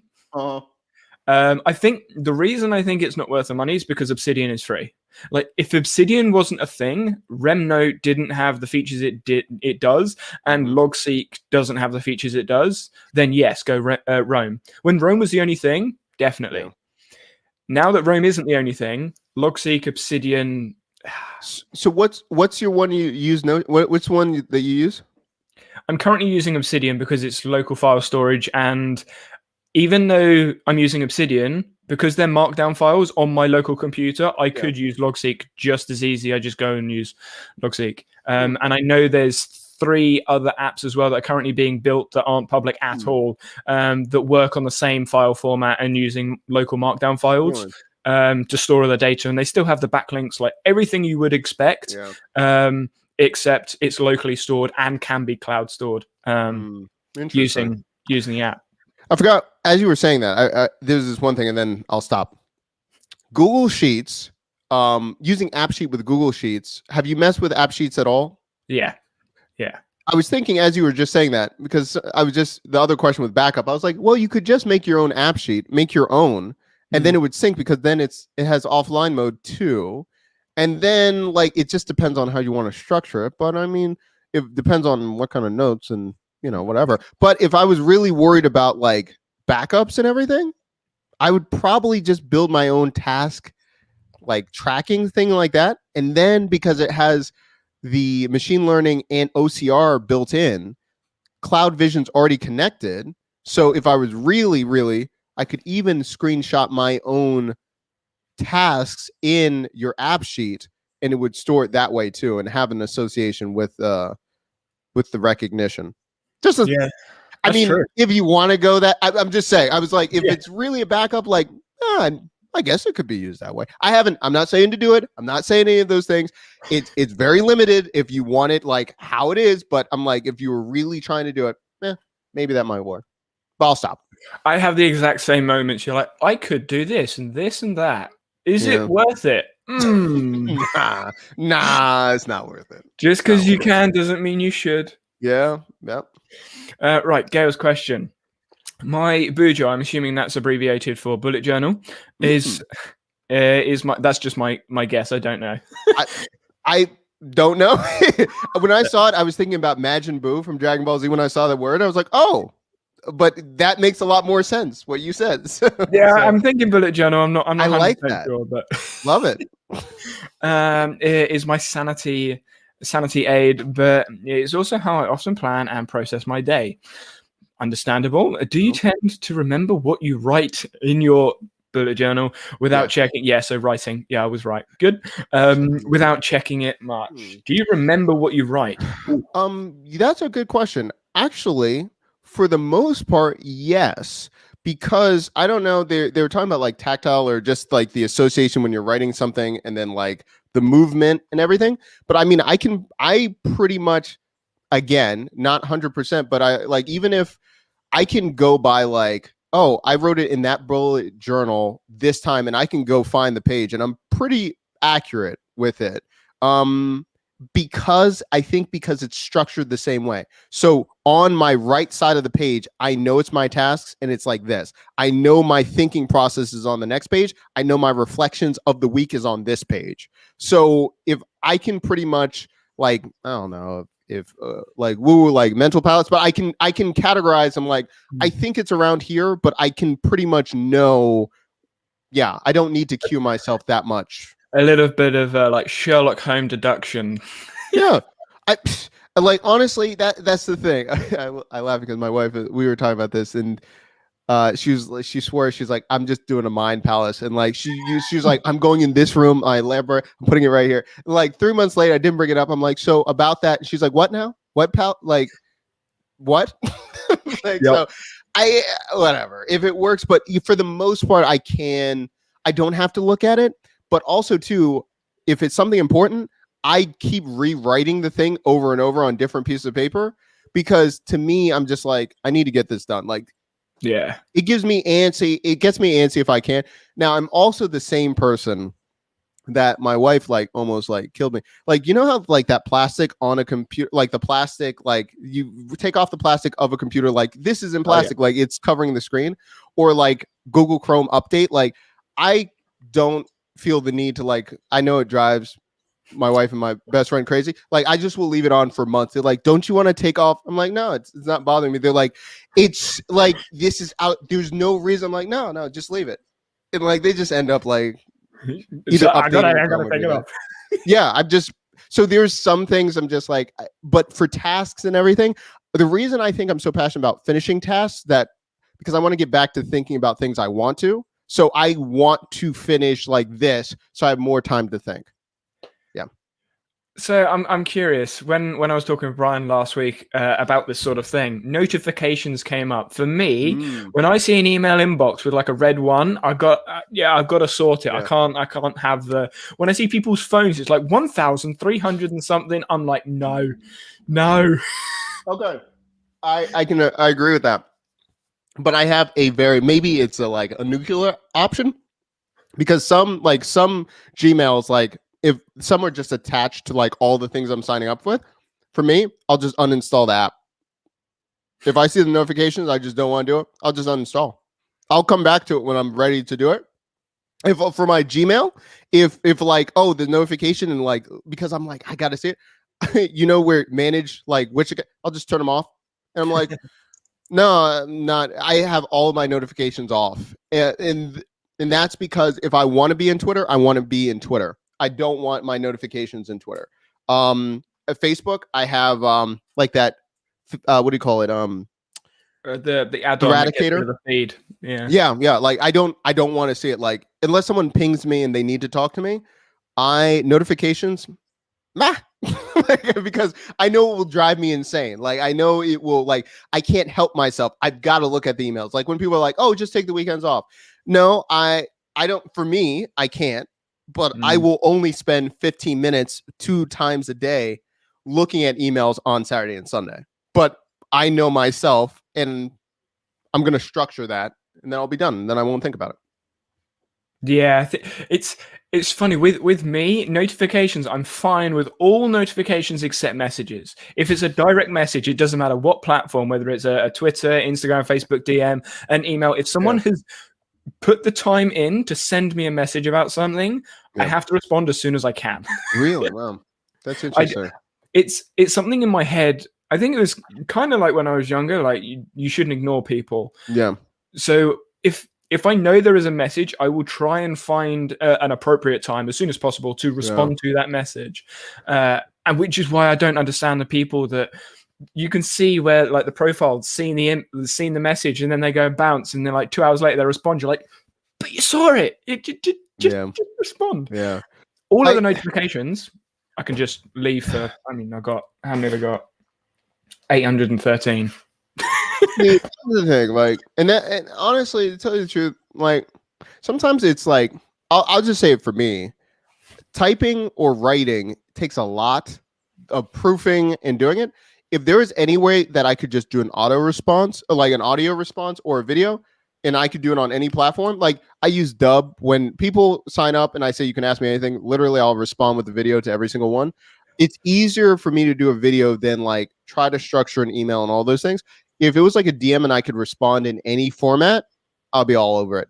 But because it's like sometimes, it's like someone asked me like a really detailed question. I looked at them just like, oh God, like I can't do this right now.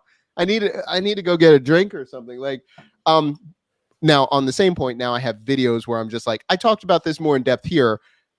Maybe this would help you, kind of thing. I've had to make more SOPs of like how to respond in quick triggers to do it. But yeah, I feel you, man. I feel you. Yeah, I have some of those, especially with the YouTube comments. You get the same comment over and over and over. You're like, have you tried looking at this video or just watching the one that you've commented on? Hint, hint to some people. I don't understand this thing. Have you got a template for that? Did you watch the first 3 seconds where I say template, link in description? Yeah. I feel you on that one. I feel you. That's definitely a creator bug. Dude, you know what? I'm sorry, I had to say this. Someone told me in a Twitter, in a YouTube comment, they're like, I've had this multiple times. Someone's like, I think you should redo this video. Like they're like, I liked it, but I think you should redo this. Or one time I answered a question and I had it as unlisted because I just didn't think it was that detailed. But I was like, I have the response. And he said, the person asked me, why is this unlisted? Why don't you have this public? And I said, because I felt like it. I was like, and you know what? I might unlist this video too. Like, what are we like? I just don't understand. Like, maybe because you're not seeing a real person. It's interesting how people's like disassociation with a real person they are. It's amazing to me how like the level of what people say. Anyway. I mean, in my head, when I think about it, this is what I do in my head, right? When you put out a video, essentially most of the time anyway, people are going to YouTube to find an answer to a question. If you were in front of someone and you asked them a question, they gave you the answer, you're not going to say, can you just rephrase that? Can you just get rid of that? Can you not say that? Can you speed this? You're not going to say any of that. You're going to go, okay, thank you. And then go. But it's a YouTube video, so I'm going to comment about everything. It's insane to me. I'm just like, there was one, I was on the Appsumo channel and I was doing something and one guy's like, he's like, this is, you know what, the worst, actually two things. When the biggest feedback, like backlash, is when I'm learning something in real time. I'm like, I'm learning Bubble, I'm doing X, Y, and Z. Bubble fanatics will come out there, they're like, yeah, you're just learning and this is what I'm like, it's in the title. I'm learning that, like, you're seeing me do it in real time. One guy's like, it's like you don't even know what's going on. I'm like, yeah, because I'm showing you, like, I honestly don't like why would, and one guy's like, worst 10 minutes of my life. I said, I thank you so much. I was like, that was when I was about to like become in partnership. I was like, I needed every minute to get into the partner program. Thank you for watching these 10 minutes. But I've never thought of watching a complete video and then saying like, this is useless, and having the mental fortitude to then comment like, you're mad that you spent when you know within 10 minutes, like, why would you? People are strange. I love it. Especially when they don't read the titles. Just like, it literally tells you right there. I've had the same experience. Superhuman. I did a walkthrough of Super. First of all, I didn't even say in the title, it was about, I was saying that this is a great model because I was doing something for My First Million. And I was like, this is a great model of what a product is doing right with email. You should now use this in another business like insurance or something like this. And he's like, this sucks. Like, you didn't do anything in Superhuman. I'm like, no. That's not the point. People. Yeah. Great. Okay, Kim. So there isn't actually anything in your bullet journal that you need to back up. It's just notes important right now. Yeah. Because you were saying your bullet journal is a bit of like a brain dump, brainstorming type thing. Yeah. It's funny. It's kind of in the script of one of the videos that I'm talking about, but there are so many words that you're like, I could just replace this word with this word and it mean the same thing. Like, you can use the same word, mean two completely different things, and you can use two completely different words and then mean the same thing. You're like, and that's the thing. Like, maybe just because, you know what? Maybe this, I haven't thought about this in a while. I mean, I get sad about this. I remember one time I deleted my favorite YouTube video that I made, like probably like 2007, something like this. It was my full, now this is like, I was using Windows Movie Maker. This is probably like 2006, 2007. I put a lot of work in this. I deleted that video because it had music, but I could have just unlisted. I could have done so many things. And I thought I had it. My computer crashed. And like, that video is gone. Like, that was when I was at the Louvre. I was just all over the place. That hurts. And honestly, after that, I was just like, after getting over that, I'm just like, it's not going to be perfect. Like, you're going to lose. Like, if it's digital, it's going to happen. And so I've just made peace with it. And like, honestly, I don't think about backups that much. If I'm really serious, I take a picture of whatever it is and I send it to my wife or my friend. I'm like, I need this just in case. If I die or go missing, like, this is something important. And that's all I got. Yeah, I know a lot of. So I've got stick in the past for not having traditional backups. Because I'm using so many different apps and things. Like, most of my projects are videos, or they're me learning something like a skill. I don't need to back up a skill I've learned because I've learned the skill, or I'm just going to go relearn the skill through whatever documentation it was to learn the thing. And if it's a YouTube video, like, YouTube has to literally crash and burn for me to lose it. Yeah, so that's actually funny that you mentioned it. There is, so again, maybe the nuclear option. I was thinking about this because I used to work in a skilled nursing facility with patients, and that I used to get really freaked out when I worked with patients coming back from a stroke. And I was like, okay, what if I lose this, right? What if I can't remember? And that's why I just document the workflows. So even if I don't want to do it, but I think it's special enough that other people would appreciate it. I just make a video in how I learned it. So just in case I had a stroke or I die or something, it would still be the thought process. If I could never obtain that again, that's what it is. I don't know. Maybe that's a weird fear. But I was like, yeah, no. We all have different things. I think that it's just. I mean, I know. For example, there are some people like parents, for example, they keep photos and documentation of what the kids did and those sort of things. Yeah. And it's always interesting. So I recently rewatched Minimalism, the two documentaries from Matt Vella. Recently rewatched. Well, he's not in it, but directed them. And I was rewatching those, and I was thinking, you know what? I wonder what the world, the people that are in the backup world, have to say about minimalism. Yeah.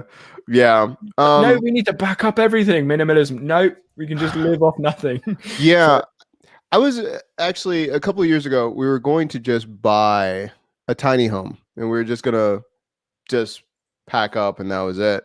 And that was an interesting exercise because it was like, we were looking at down payments, looking at it being built and everything. And so looking at what we were going to throw away, what we needed, what not, it was an interesting exercise. We didn't end up doing it, but we downsized considerably. There's whole other reasons why, but we didn't want to have as much stuff, and then streamlining, like saving memories, saving thoughts. How would you do it?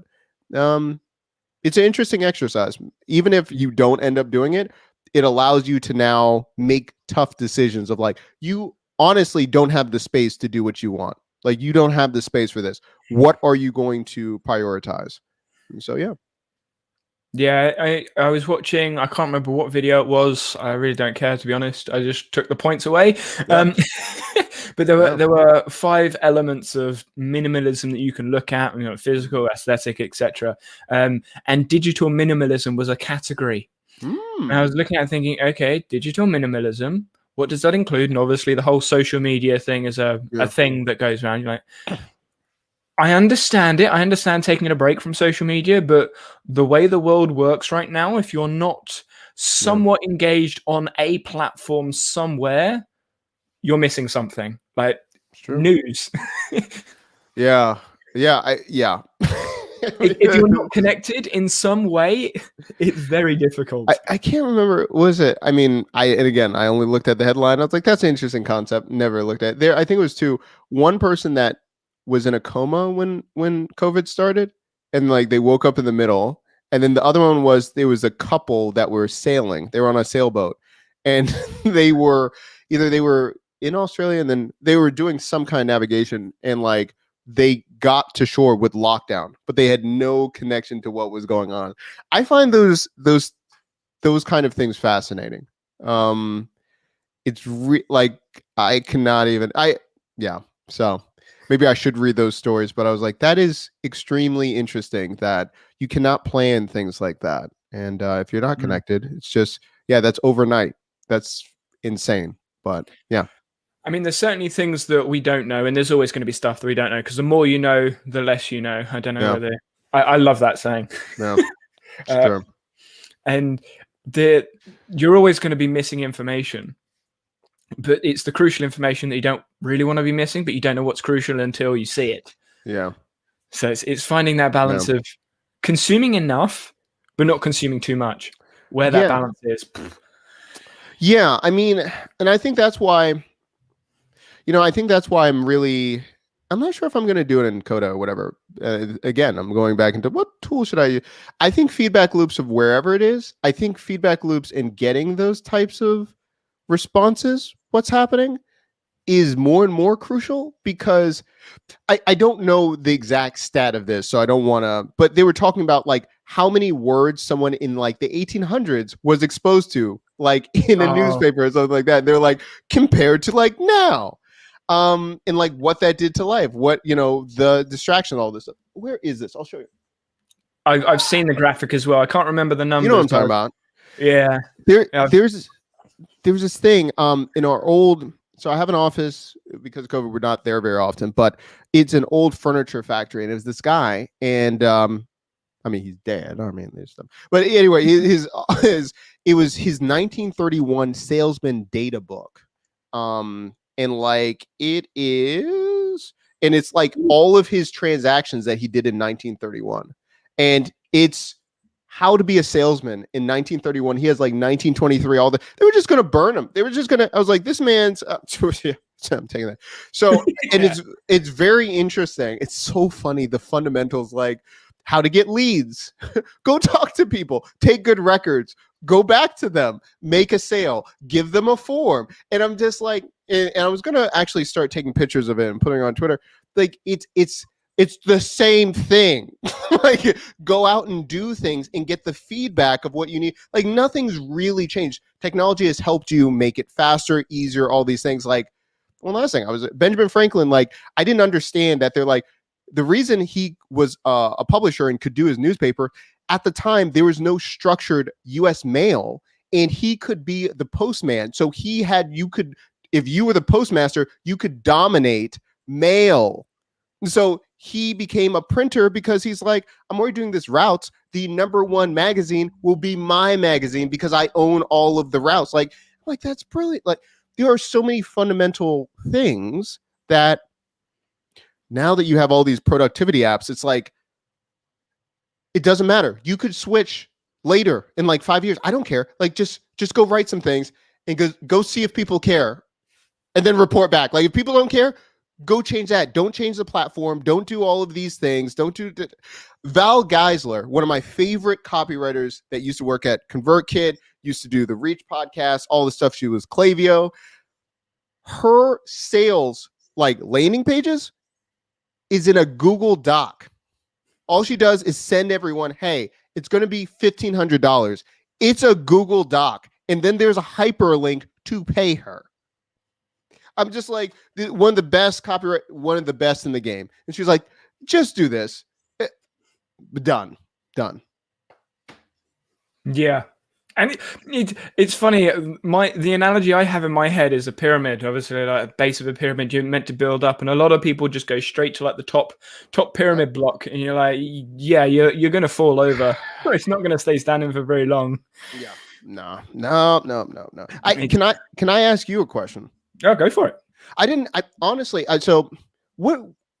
This is because I just don't know. What are you doing? So I see your channel. I see all this stuff, and I was like, oh, what is this guy doing? I guess that's how people look at me, and they're like, what is he even doing?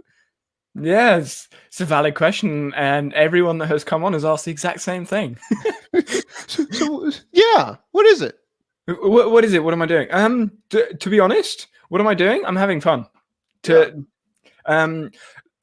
Without boring everyone that knows the story, I'm graduate. Strength and conditioning, graduated like, what's it, 2 months or 3 months? Yeah, 2 months ago now. Congratulations. So, woohoo. I was going to do a PhD, but obviously COVID, not going to do that. So I thought, well, first, I think it was towards the end of my first year of my master's, my postgrad, I decided, you know what? I need to learn how to talk in front of people because I was going to lecture. I was going to become an associate lecturer at the university. And I was like, I need to work how to talk to people, and talking to people in a presentation is boring. I'm going to do it in a video format. So I thought, let's make some videos. Then COVID happened. Then I made a Notion video and it did well, and then made more and then did well. And I was like, let's keep going. And now I'm just having fun. Good times. I love it. We'll see where it goes. Hey, man, listen, good health to you. Yeah, listen, if it's minimum amount of bills, you have a house, a roof above your head, and you can do what you want. Like, now's the time, man. I'm living at home still. Like, listen, bro. Listen, it's a great situation. Like, I mean, honestly, if you go out right now, like, what are you gonna do? Like, this is what I keep telling. Like, I'm gonna buy a box. This is what I'm saying. Like, what are you gonna do? Like, just save that money. My parents aren't going anywhere. That's what I'm saying. Like, man, no, you got plenty of time. Shoot, it's good times. It's good times. I feel you don't have to worry about anything. Yeah, something that, I mean, a lot of the audience know. Fun first is kind of like my motto. It got me through some really hard times in the past, and I have the luxury, the affordance to take my time to just have fun. I could be sitting here stressing out and hustling and earning all this and doing that, but I don't want to be stressing out at 24. I want to be having fun. I want to be learning stuff. It's perfect, man. That's awesome to hear. I just had to say that. I was like, wait a minute. All right. It's like, Maria's doing this. This is what Danny's doing. I don't know. But no, man. keep doing it, man. Love it. Anyway, no, I'm not saying to end or anything like that. Yeah. I had to say that. Yeah, it's because it's learning skills, it's building connections, building like just everything. Essentially, it's doing what I like doing. It's being critical and thinking and learning just in general. So, I love that, and there's a whole other section that we were talking about. Like, I really think people just need to build portfolios and not resumes, because like the good jobs will find you and they will like what you're doing and they know how valuable you are, and that's not going to be found on like less than 500 words, and somehow they know you. So I'm all about that relates to one of the things that I have up here. So qualification. Even though I've spent literally my entire life, except from the last 2 months, in formal education, I can't stand it. I can't stand essays or assignments. Like, I have 2 pieces of paper that mean literally nothing. Like, whoop, there's some words on it. Doesn't mean anything. There are people that have the same piece of paper just with a different name under it and know absolutely nothing about the topic because they did well in an essay. Yeah. They spent 10 hours smashing out an essay, could write really well, got a good grade, and got a degree. Do they know anything about it? No. Because they didn't do any practical application. You're like, okay, great. Oh yeah. No, I feel you on that, man. No, I think what you're doing, yeah, it's very interesting. It's very interesting. And I do think in the productivity space, like most spaces, it's a wide ocean. I don't honestly think competition or all this is, especially with it. What I have seen with productivity and what's going on with Notion and so many other apps, it's so driven on personality, which I think it should be, that you're going to jive with someone, you're going to follow them, like, good health to you. There's going to be just as many people that would love a different personality. Life is going to go on. Like, you really don't need that many to believe in you, that want to support you or buy things from you in the world. Like, you can make it work. So yeah, I love it. I mean, something from a business sense that I think is interesting when looking at it. Like, business is not something I've engaged with really at all. Yeah. Sport's been my life. Yeah. But something Seth Godin has mentioned numerous times is just because they like someone else doesn't mean they can't like you as well. Yeah. Like, you look at the biggest productivity channels out there at the moment. I predominantly watch a male audience. Yeah. It's just what it is. But you got like Thomas Frank, Ali Abdaal, Matt Diavella, Joey from Better Ideas, and you got Nathan Drew. And then on the female side, you got like Mariana Study Corner or Amy Landino. Like, you can't just go, I like that person, I'm not going to watch everyone else's. Nah, I'm going to watch everyone. See and compare differences. And I think, just for me anyway, as a British person watching YouTube, I see a lot of Canadian and American individuals. And it's not necessarily a bad thing, but there are things that they mention, they bring up that I can't relate to at all, because the education system's different, the health system's different, the way life works is just drastically different. Mm-hmm. And it's getting that cultural, again, moving out like into Uganda. It's like, oh, it's a completely different world. Mm-hmm. People from America, I'm assuming, because a lot of my audience are from America and Germany. Like, for whatever reason, it's like America, Germany, Canada. Don't know why. Yeah. And they obviously want to see like a British perspective, and maybe that's what I'm giving. Obviously, Ali's from Britain as well, but he's up north. North and south, completely different in the UK. Yeah. It's very interesting. I think, like you were saying, so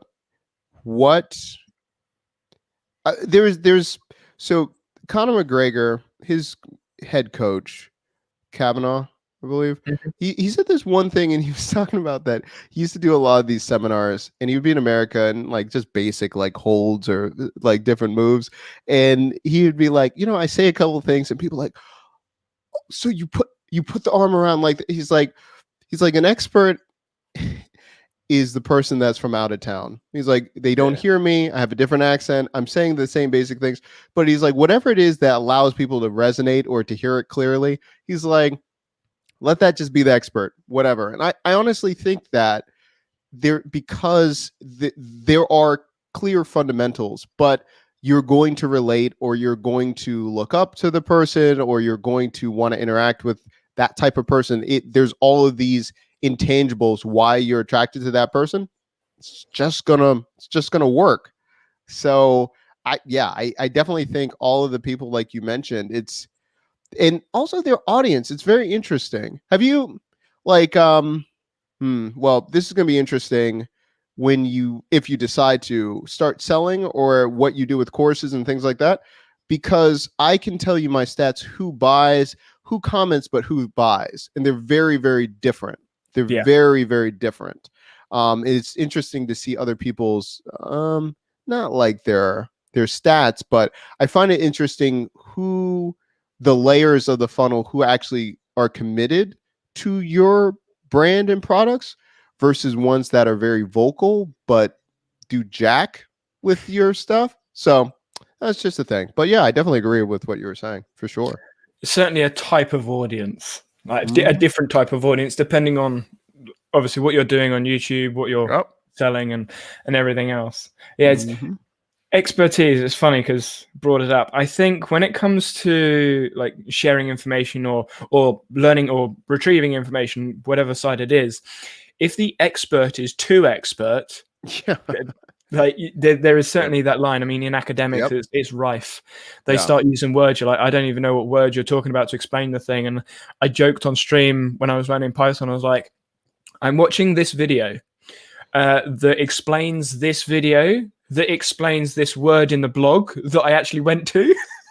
Bro, that there is on Appsumo, there's something, basically you can make your own Google Chrome extension. So he's building templates and do all this stuff, right? I go get this beginner's course and they're trying to teach me to do this thing in Visual Composer. They did one thing that took me 2.5 hours to research. Like they're like, and you just and it's there. I was like, what just happened? It took me, and I was just like, and I asked the guy, I was like, why didn't I say? And by the way, he sold it as for complete beginners. I said, why would you? He's like, I just assumed. I was like, this is the problem. This is the problem. I definitely agree with you. It's very. I mean, and that's why I think I look for ones that are maybe 1 or 2 steps ahead of me, and they've been wonderful. Like they might not even call themselves experts. I think like Mark Fletcher, he just does a lot, and he by trade he is a builder. He does, I guess in the UK we had this whole like revelation. I was like, he's like, I use bricklaying like for building things and blah blah blah. I'm like for stairways or something. Like he's like, no, most of the house is made out of brick. I'm like, I'm not getting it. He's like, in America, it's like, oh, and I'm like, you guys use really like brick? Anyway, so he does that, and he was building all this stuff in Excel, but he learned APIs. He's like, I'm just learning. He's no formal education, but he was the best instructor to just break down. And all he did was he's like, here's this distillery, how they have an API for beer. This is how you go get the beer. And I was like, oh, great. But no one ever, they're like, oh, this webhook, oh, this endpoint, this thing over here, you need this one. Oh, you need OAuth. Oh, put it in Postman. Do this, change the variable. I'm like, what? I don't know that. So yeah, it's the expert just making it sound like a human. You're explaining it to a human. I mean, I've been researching this for probably almost about a year now. Plain language, like to me, plain English, because obviously I speak English, but it's changed to plain language because of sign language and obviously other spoken languages. But the ability to explain things in plain language, I'm just please, whether you're coaching, teaching, mentoring, whatever that happens to be, or I saw a TED talk a while ago, like 6-7 months ago. There was a woman talking about plain language, which is why I changed my internal term. And she was saying like the documentation in, I think it was the US, there's like this massive form you have to fill out to become a student. And she was like, there's 100 and something questions. She was like, I don't even know. I don't understand the question. It's not, I don't want to become a student. It's, this is too complicated for me to be bothered to do the thing. And I was like, it's the same with tax, finances. And I understand it's legal jargon, but if you're going to send someone a letter, medical forms, send someone a letter. You have this long disease thing. What the fuck's that? Yep. What am I going to do? Yep. Just tell me like what tablets I got to take when. Don't put the name of it unless like the name's on the box.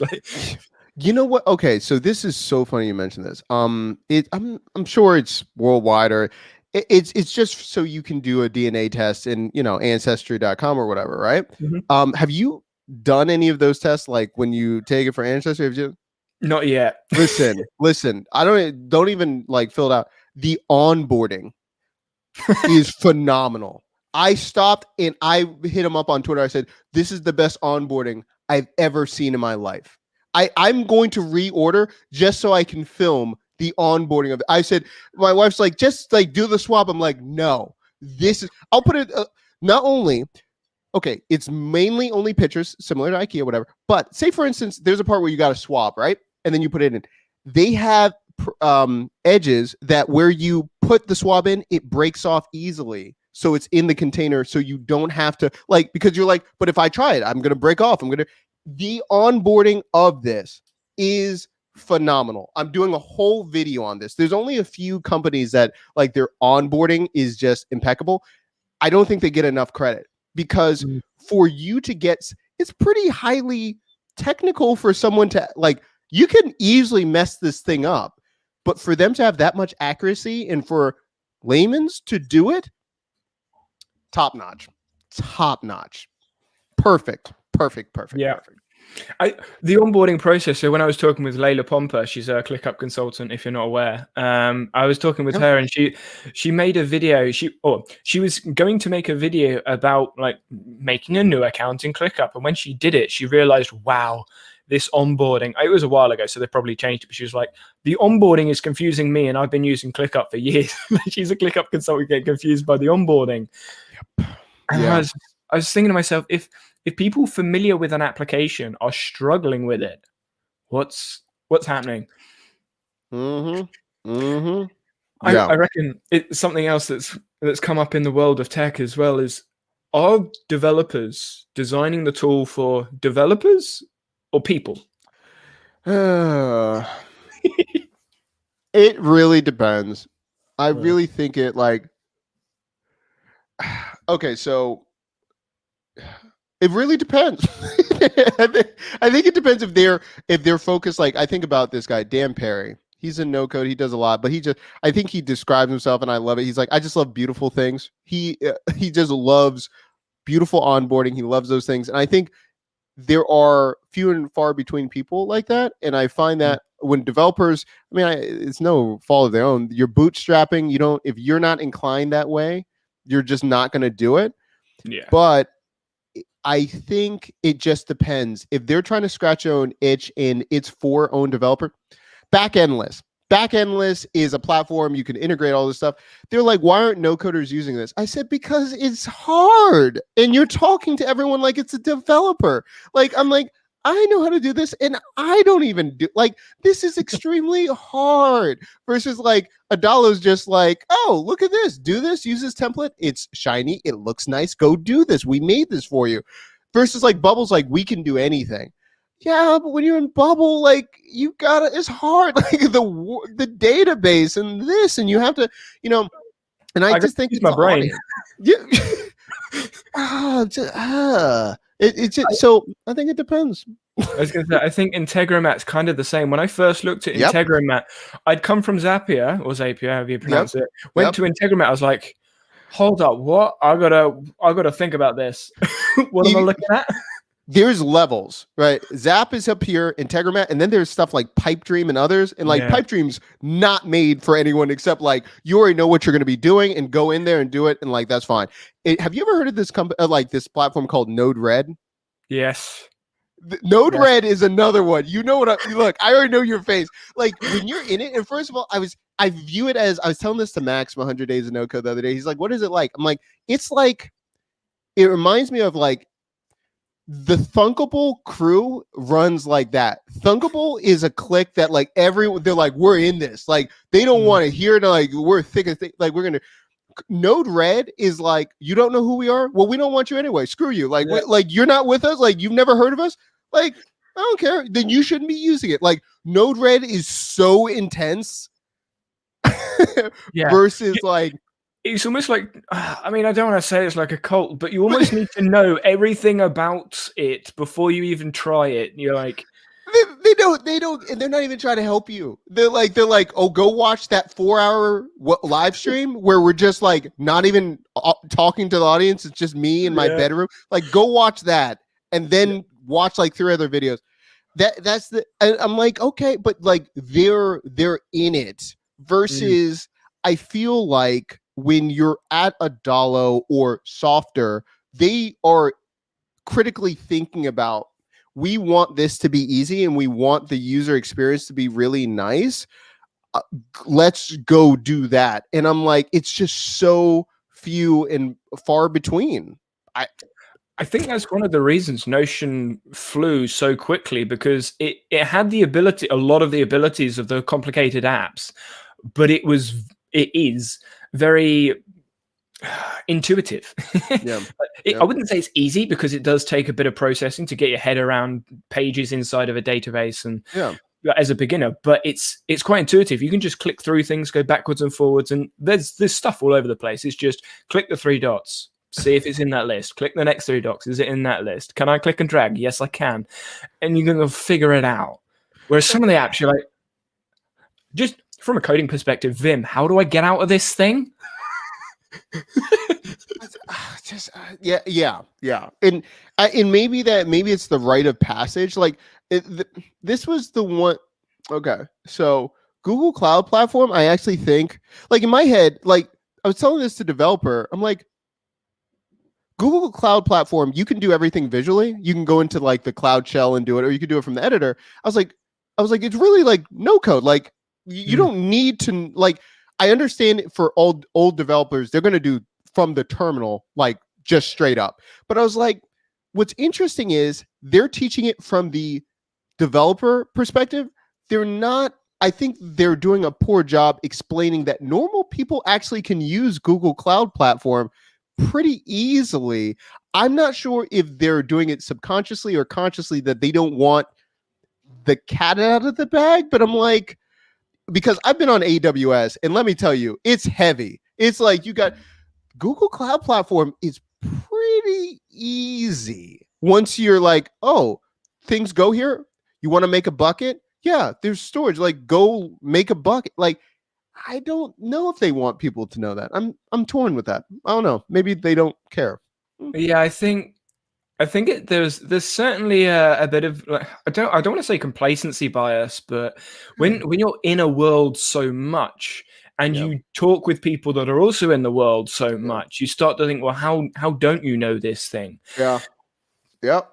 Which is where groups suddenly get smaller and smaller, because some people that were in the group go, oh, I'm going to leave that now, and you just get smaller and smaller, and that's where a lot of the general population go, I don't have a year to learn this thing.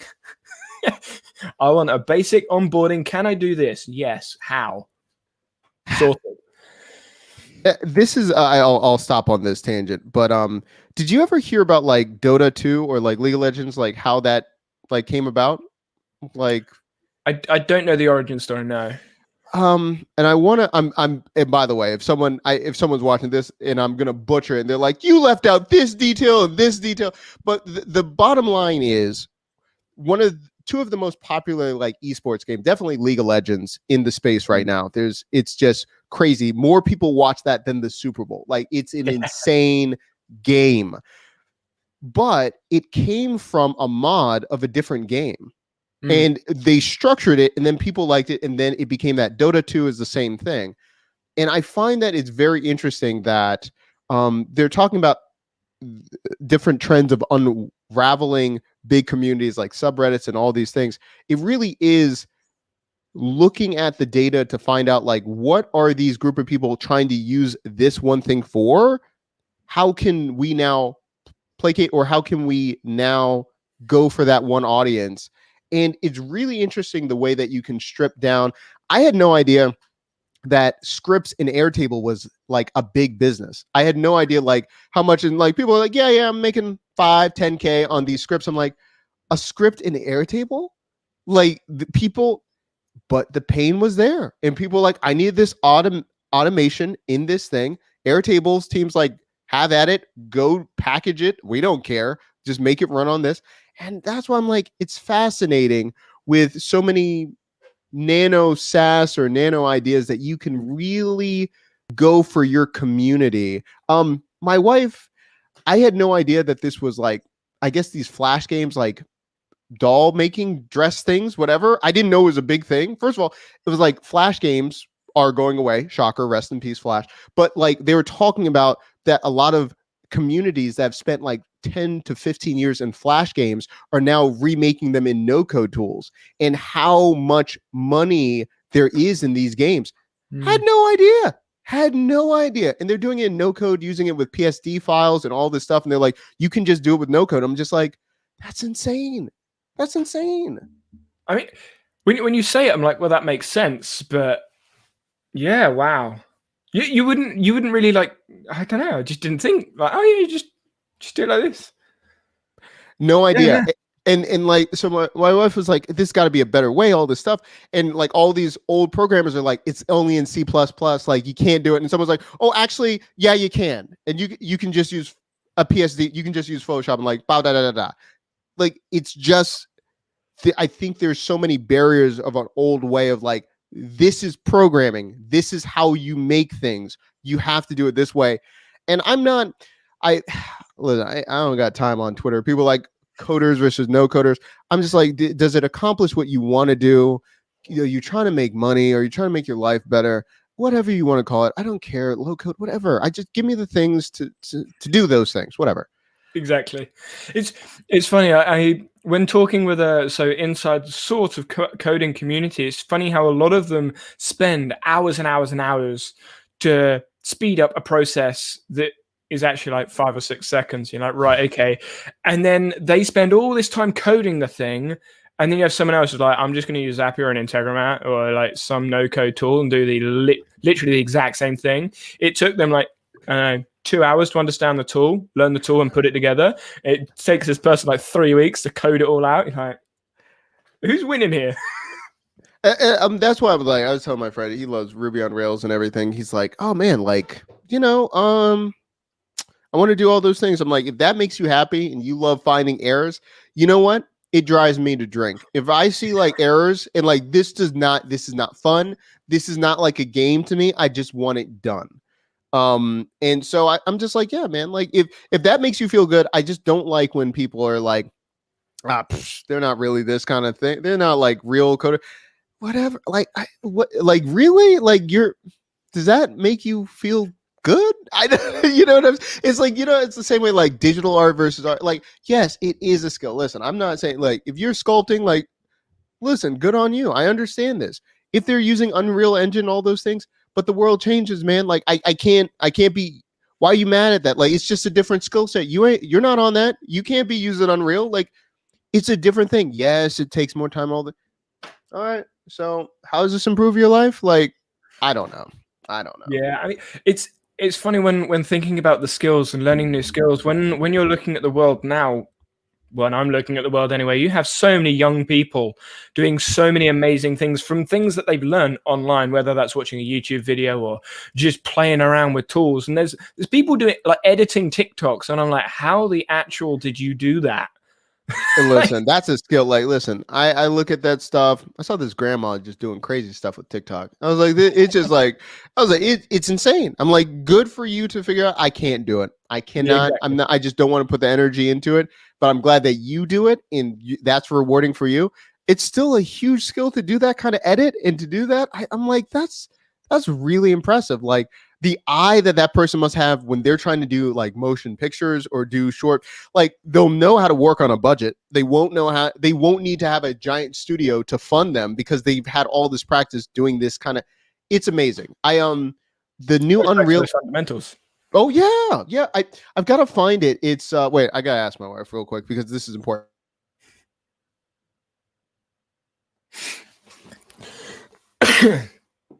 Grab some water.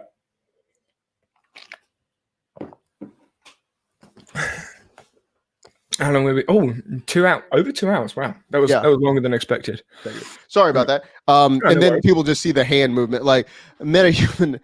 It's a rig, like it's Unreal just put it out, but the way that you can animate the different cells and everything, it's insane. Like Unreal is just making so many strides that allowing people to really level up on their skills before they have to pay. So now when they are ready, they're not going anywhere. It's the perfect model. It's that freemium model just to have these wonderful builders, but I'll have to send it in a link or something. But the way that they can make it so realistic, the way that they can do the animation for the different character designs, fabulous.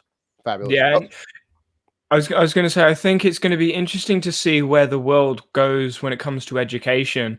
It's something I've pitched a couple. Well, I say pitched. I've spoken about a couple of times because formula education, people don't like it. We've been saying for 10 plus years, formula education is outdated and needs to be changed. Because when people it's just a meme when you sit in a lecture and everyone's on a laptop. Everyone knows it. The lecturers know it. Students know it. But we still do the same stuff. It's like Einstein doing the same thing over and over again, expecting different results. I'm huge about, again, maybe because I'm Da Vinci and the way that he set up his studios. I think it's going to go back to how trades were. There's already trades and everything like that. I think a huge swing for more emerging technology is going to swing back to having apprenticeships, making sure that you're showing a portfolio in real life application versus going to school. Listen, technology changes too quick.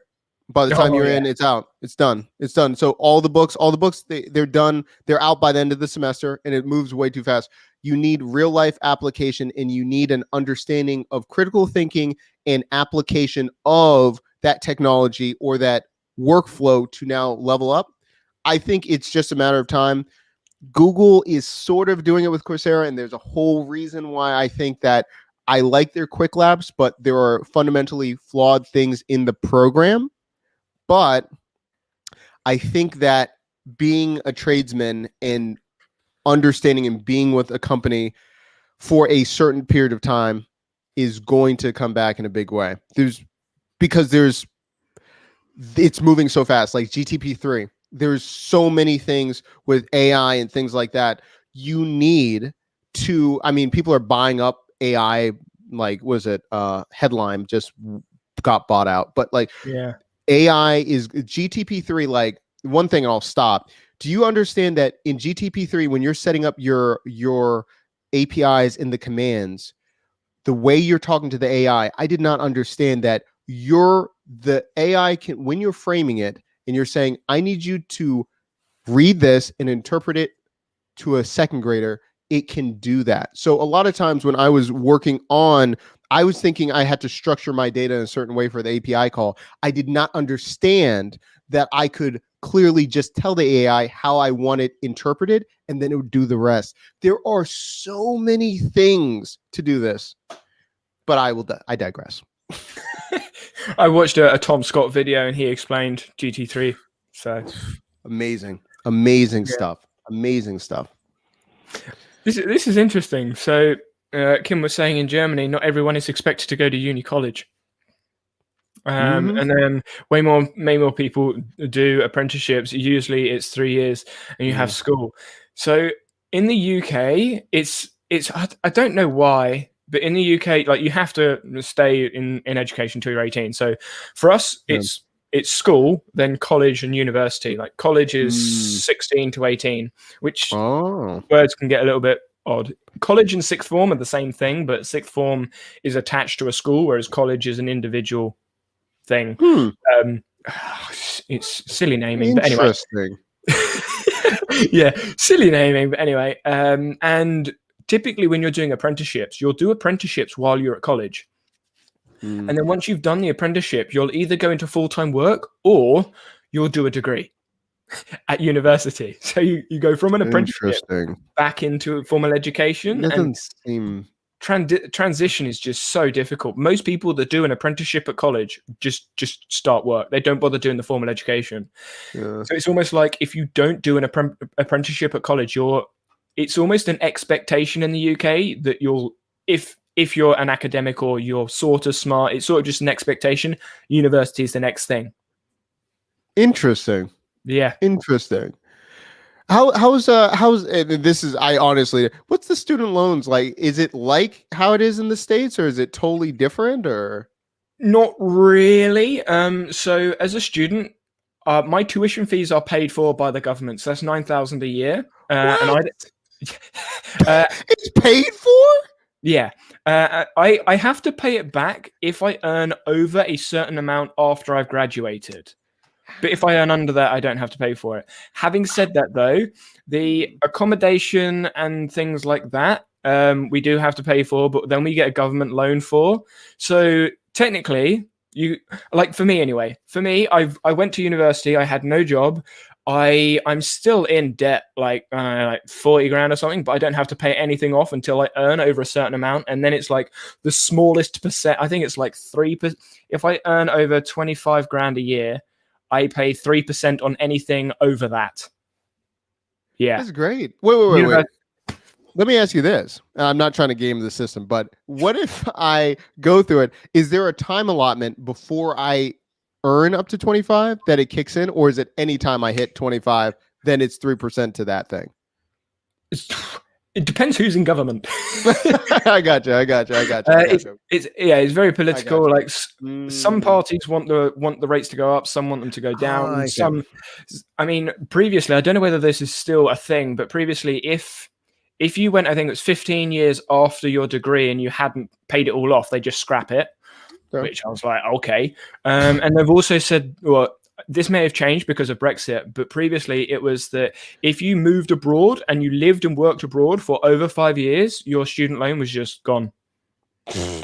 Yeah. So as you can imagine, loads of students were just like, goodbye. Yeah, like that. You're telling me to leave. I mean, what are you talking about? But either way, that's not bad. So yeah, it's formal education in the UK is, I wouldn't say it's easier, well, financially anyway, easier than other countries, because you still do have to pay it, and if you don't pay it, you still have the same issues. But Danny, I'll be right back. Hold on 1 second. I apologize. 90 seconds. Yeah, sure. Kim, it is 18 as well. Oh, it's 18 in Germany as well. Apprenticeship counts. Yeah, apprenticeships do count in the UK. You sort of, it's funny, people like, it's kind of like a stigma. People that do apprenticeships in the UK, it's normally a vacational like apprenticeship where they're doing like, I don't know, engineering, or that's the main one, like working in a garage engineering, something like that. But yeah, those sort of people doing like physical vocational things are normally the people that do apprenticeships. It's not normally an academic based apprenticeship, but yeah, it's interesting. And then I think in Germany, the average fees are 170 euros a semester. 170 a semester. Is that really meant to be 170? What?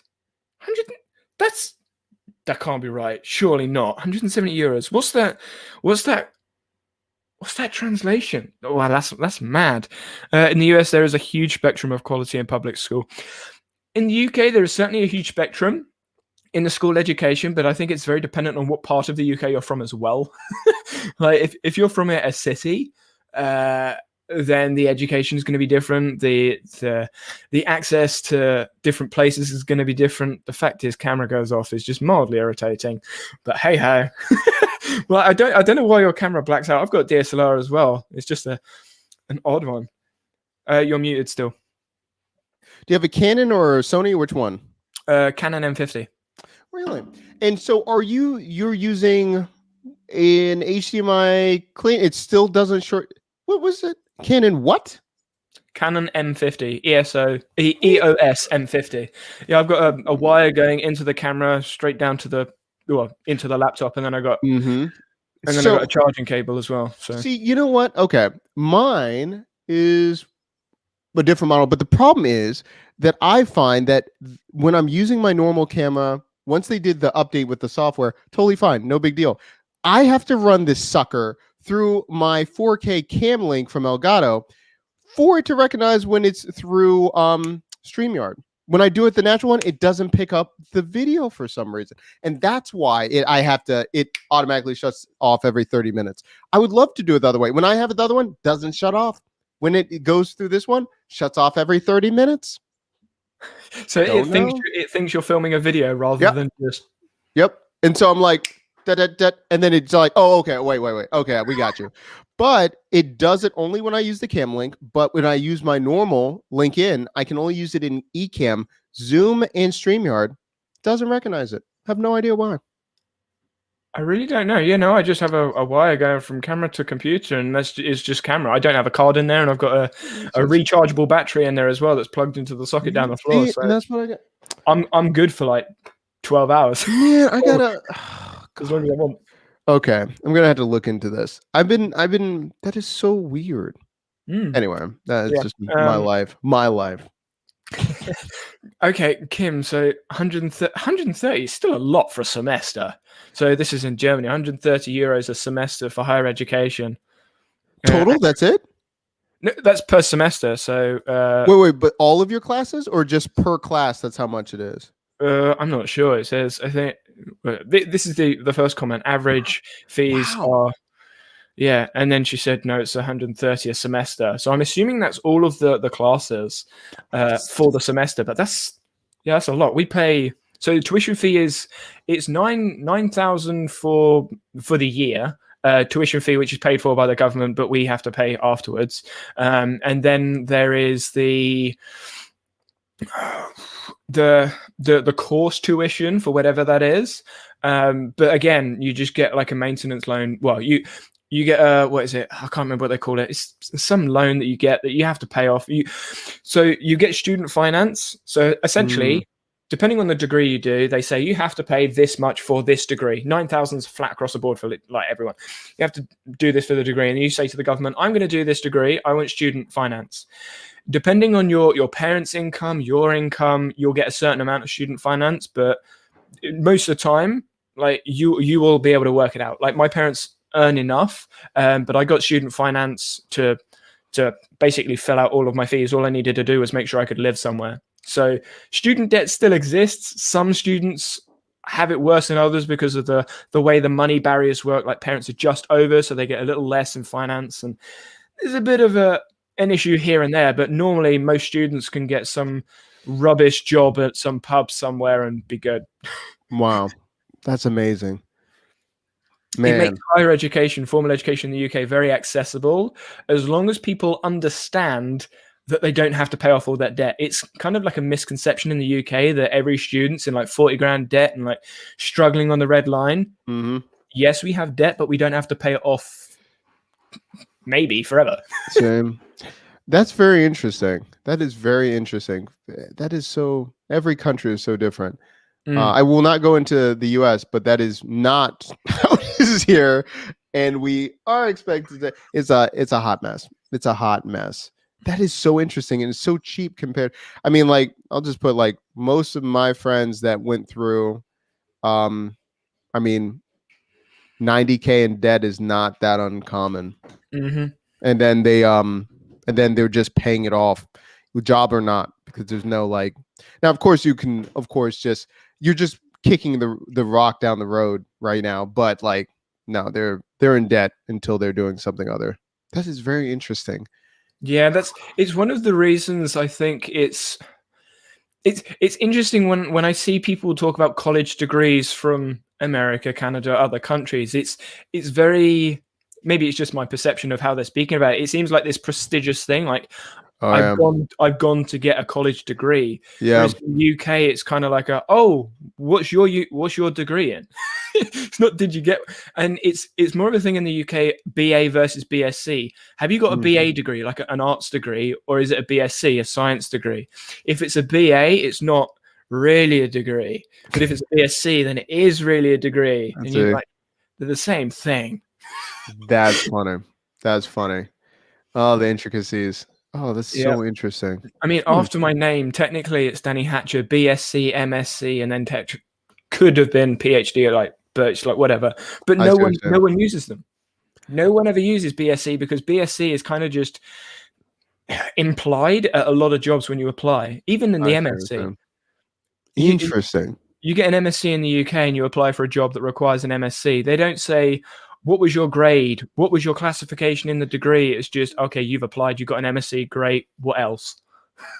Crazy. So interesting. So interesting. Yeah. I will say, yeah, education is going to have to change. Like it just, and I honestly think, because someone was asking me, I get this a lot actually, because a lot of people are graduating right now. They're like, can I get a job in no code? And that's like the question. I'm just like, no, no, just think about like, just go solve a problem. Like, don't think about you have to know this and Mm. know all these things. Like, I'm not sure if you saw this. Like, Netflix was offering someone. They're like, we need someone that knows how to use Stacker.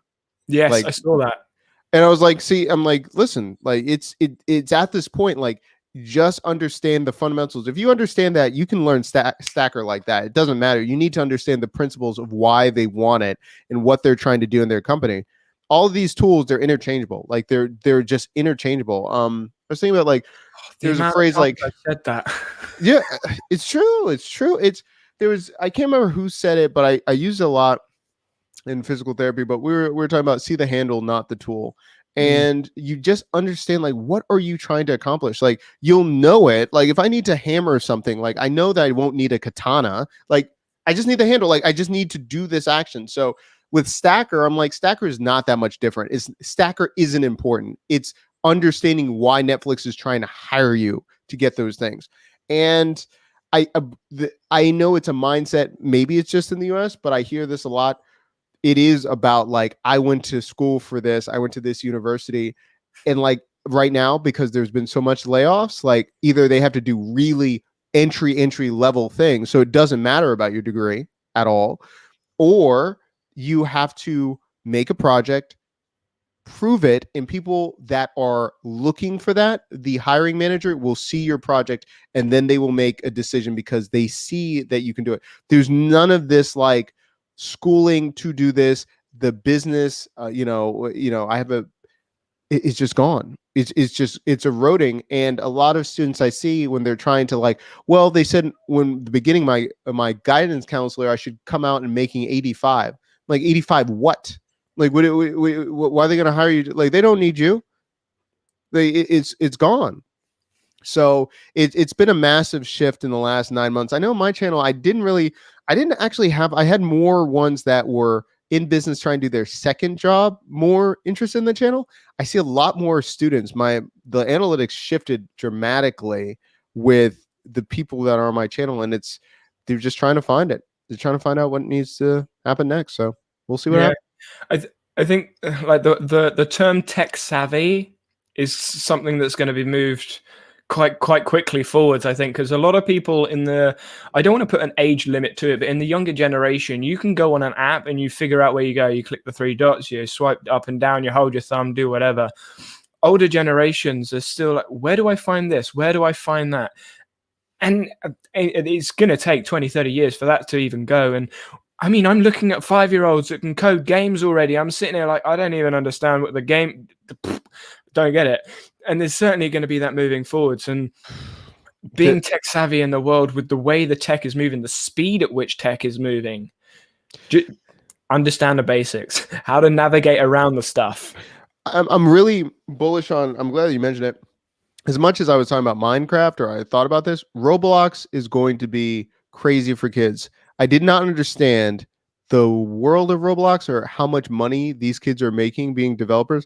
And being a developer with Roblox, it allows you to now, like they're doing scripts. Like I don't think a lot of them understand how close they are to writing Python scripts of what they're doing in Roblox. Like it's only like a jump. You already understand the logic, and they're programming their games like how you use it in Unreal Engine and everything else.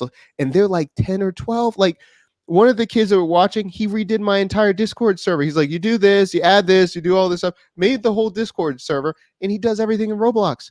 There's a 17-year-old made, what is it, 800,000 last year, and now has their own agency with Roblox just because like it's insane. Like it's insane. So I can't wait. Can't wait. Yeah, it's scary, but also exciting at the same time. Yeah. This is the whole thing. I kept like, and then one of my programs, I think this is like, I'm not sure if they feel like obsolete, but a lot of programs I hear, like they're like, they still need us. Like they like no code. I was like, listen, bro, like no one's saying that you're not going to have a job. Like you're going to need to structure this thing out. But you have to understand, most people, if it's easier, they're going to pick that path. And especially building out MVPs and all these things, you don't need you don't need to have those two friends coding in the basement anymore in that garage. It's not going to happen. It's going to be a couple preteens finding something on TikTok and doing it in Notion or doing something with validation. And then they're going to just scale up, and then they might code it, or they're going to do something else. They're going to have other iterations where you're going to need code or something to really scale it. But like, I'm not sure if you saw like daily for daily API. We're doing something. You can build out Clubhouse with Bubble and that with just pulling come on, man. Like, it's insane. That's something that you mentioned earlier that sort of popped into my mind. It's interesting the way that other platforms are going, because obviously Discord have recently brought in that thing that's basically mimicking Clubhouse. Mm-hmm. Twitter have, what are they calling them? Like Spaces or something? It like it begins with an S. I can't remember. Stages. I think it's Stages. Mm-hmm. Where it's basically just like a Clubhouse room. Because I saw Sarah Dietschy was in one. I was like, what is this? And it's literally Clubhouse. Yep. Twitter have basically just introduced Clubhouse. Yep. Like Twitter, and everyone copied Snapchat stories. Now everyone's going, oh, let's have a Clubhouse version in our stories. It's insane. But that's exactly right. Like, and that's why I was trying to, because someone asked me, they're like, well, how can I make my own Clubhouse, or how can I do it? I was like, I'll show you how to do it. Like, you can do it with Bubble, you can do it with a lot of things with these APIs. But I was like, listen, but like, do you even have a community? Like, do you want like, if you were on Clubhouse, there's some kind of rule, you already have a fandom and you're going to get off of Clubhouse. Okay, I can see that. But I'm like, so what are you can like, unless you're understanding the logistics of how to make Clubhouse, and then you're going for a job, or you're saying, this is my portfolio, look what I created, I understand the inner workings. But this notion of like, I'm going to build this, it's going to be mimicked just like this, and somehow people are going to choose me other than that. Listen, get in line. Space is trying to be Clubhouse. All these platforms that can't even like get close to Clubhouse, you're not going to become it. I'm sorry. That's a harsh reality. And maybe that's just mean of me, but I'm like, what's the likelihood? It's more likely that you can flex your intellectual muscles and you can build a portfolio. You can show that you understand this. It's more likely for you to get that job than like the 0.0001% you're going to be the next Clubhouse. Yep. Yeah, and it's funny. Slightly before going down that route, I was thinking, when you were talking about developers, when you look back in time, obviously the way we've grown, whether that's like agriculture, loads of farmers, and then suddenly we don't need as many farmers because we've got factories. Now we don't need people working in factories, we've got robots, but we still need like that person to fix the robot. So there's always that one person, and it's certainly going to move down the line. We're going to like those one or two people making the apps that all these people are using. And I'm sure it will get to a point where there's going to be only one or two people using the app because everyone else is doing this other thing. I don't know, talking at people. I don't know, talking at robots that are building other robots. Who knows? Yeah, it's whatever the society needs it or whatever. I think there's always predictability of what could happen. But like, even like with COVID, there's just certain events that just spike something so much more that like, okay, we're doing this. Society needs this. Sometimes it's natural, but like this is like, okay, this is global. You see how fast humans can move and move. It's the same way. Like I was telling someone, what was it like 5 years ago? Like people were begging to find a remote job. Like now it's standard. Like, what are we talking about? Like it was already there. It just was circumstance that moved it that fast. Like there's a reason why Google and other Shopify is making it mandatory now. Like they're not going to use the big buildings anymore. My dad works for government of what is it? Department of Labor. Like they honestly, so it's all these government buildings outside in DC. They never thought of this. They have to spend millions of dollars to outfit the offices to now make them modular so they can change shapes and sizes, because they're not going to go back to the cubicle and having 10 people in a section. It's just not practical. So like remote's been there how long? Like how long do we have the infrastructure to do it? Like it's timing. There's so many things with timing. So we'll see. I'm excited, but I think it's having enough transferable skills that you just ride the waves. I think it's going to just be riding the waves in so many things. And I mean, it's been around for decades of, I don't think this generation and the next one's going to have one job. I think it's going to be multiple. And I think it's going to be even more multiple incomes at this point too. Like how many are doing Uber and DoorDash and all this stuff? And then they've got 2 other jobs where they're this freelancer. I think it's only going to multiply the more people can have lean businesses and automation. I don't necessarily think that's a bad thing. I mean, when you're looking at society when it was smaller towns, look at how many times where it was small businesses just making a living. Like they didn't have the huge corporations in the those smaller towns or things like that. Maybe it's going to return to that. Who knows? It's going to be interesting. Yeah, transferable skills are certainly transferable skills and critical thinking, I think, are the 2 traits that we need to educate about. They're the things we've got to learn. If you can't learn those, you're going to get stuck. And change, I can't remember. There's a quote that sticks in my head. I said it in a squirrel session a couple of days ago.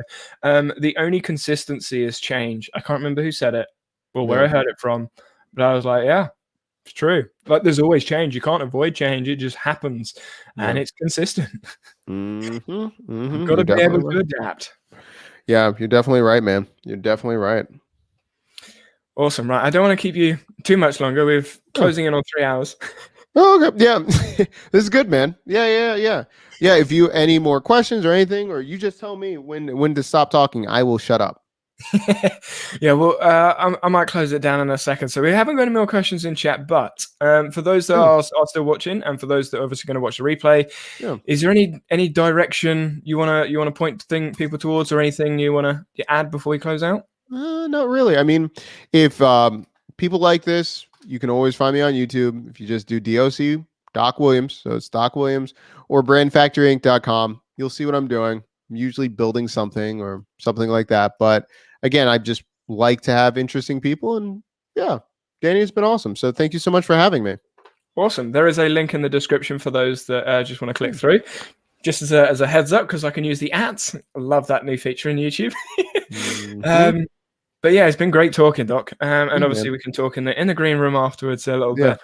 So, but for everyone else, have a good morning, evening, afternoon, whatever time it is where you are. And I'll see you guys next week. Bye, everyone.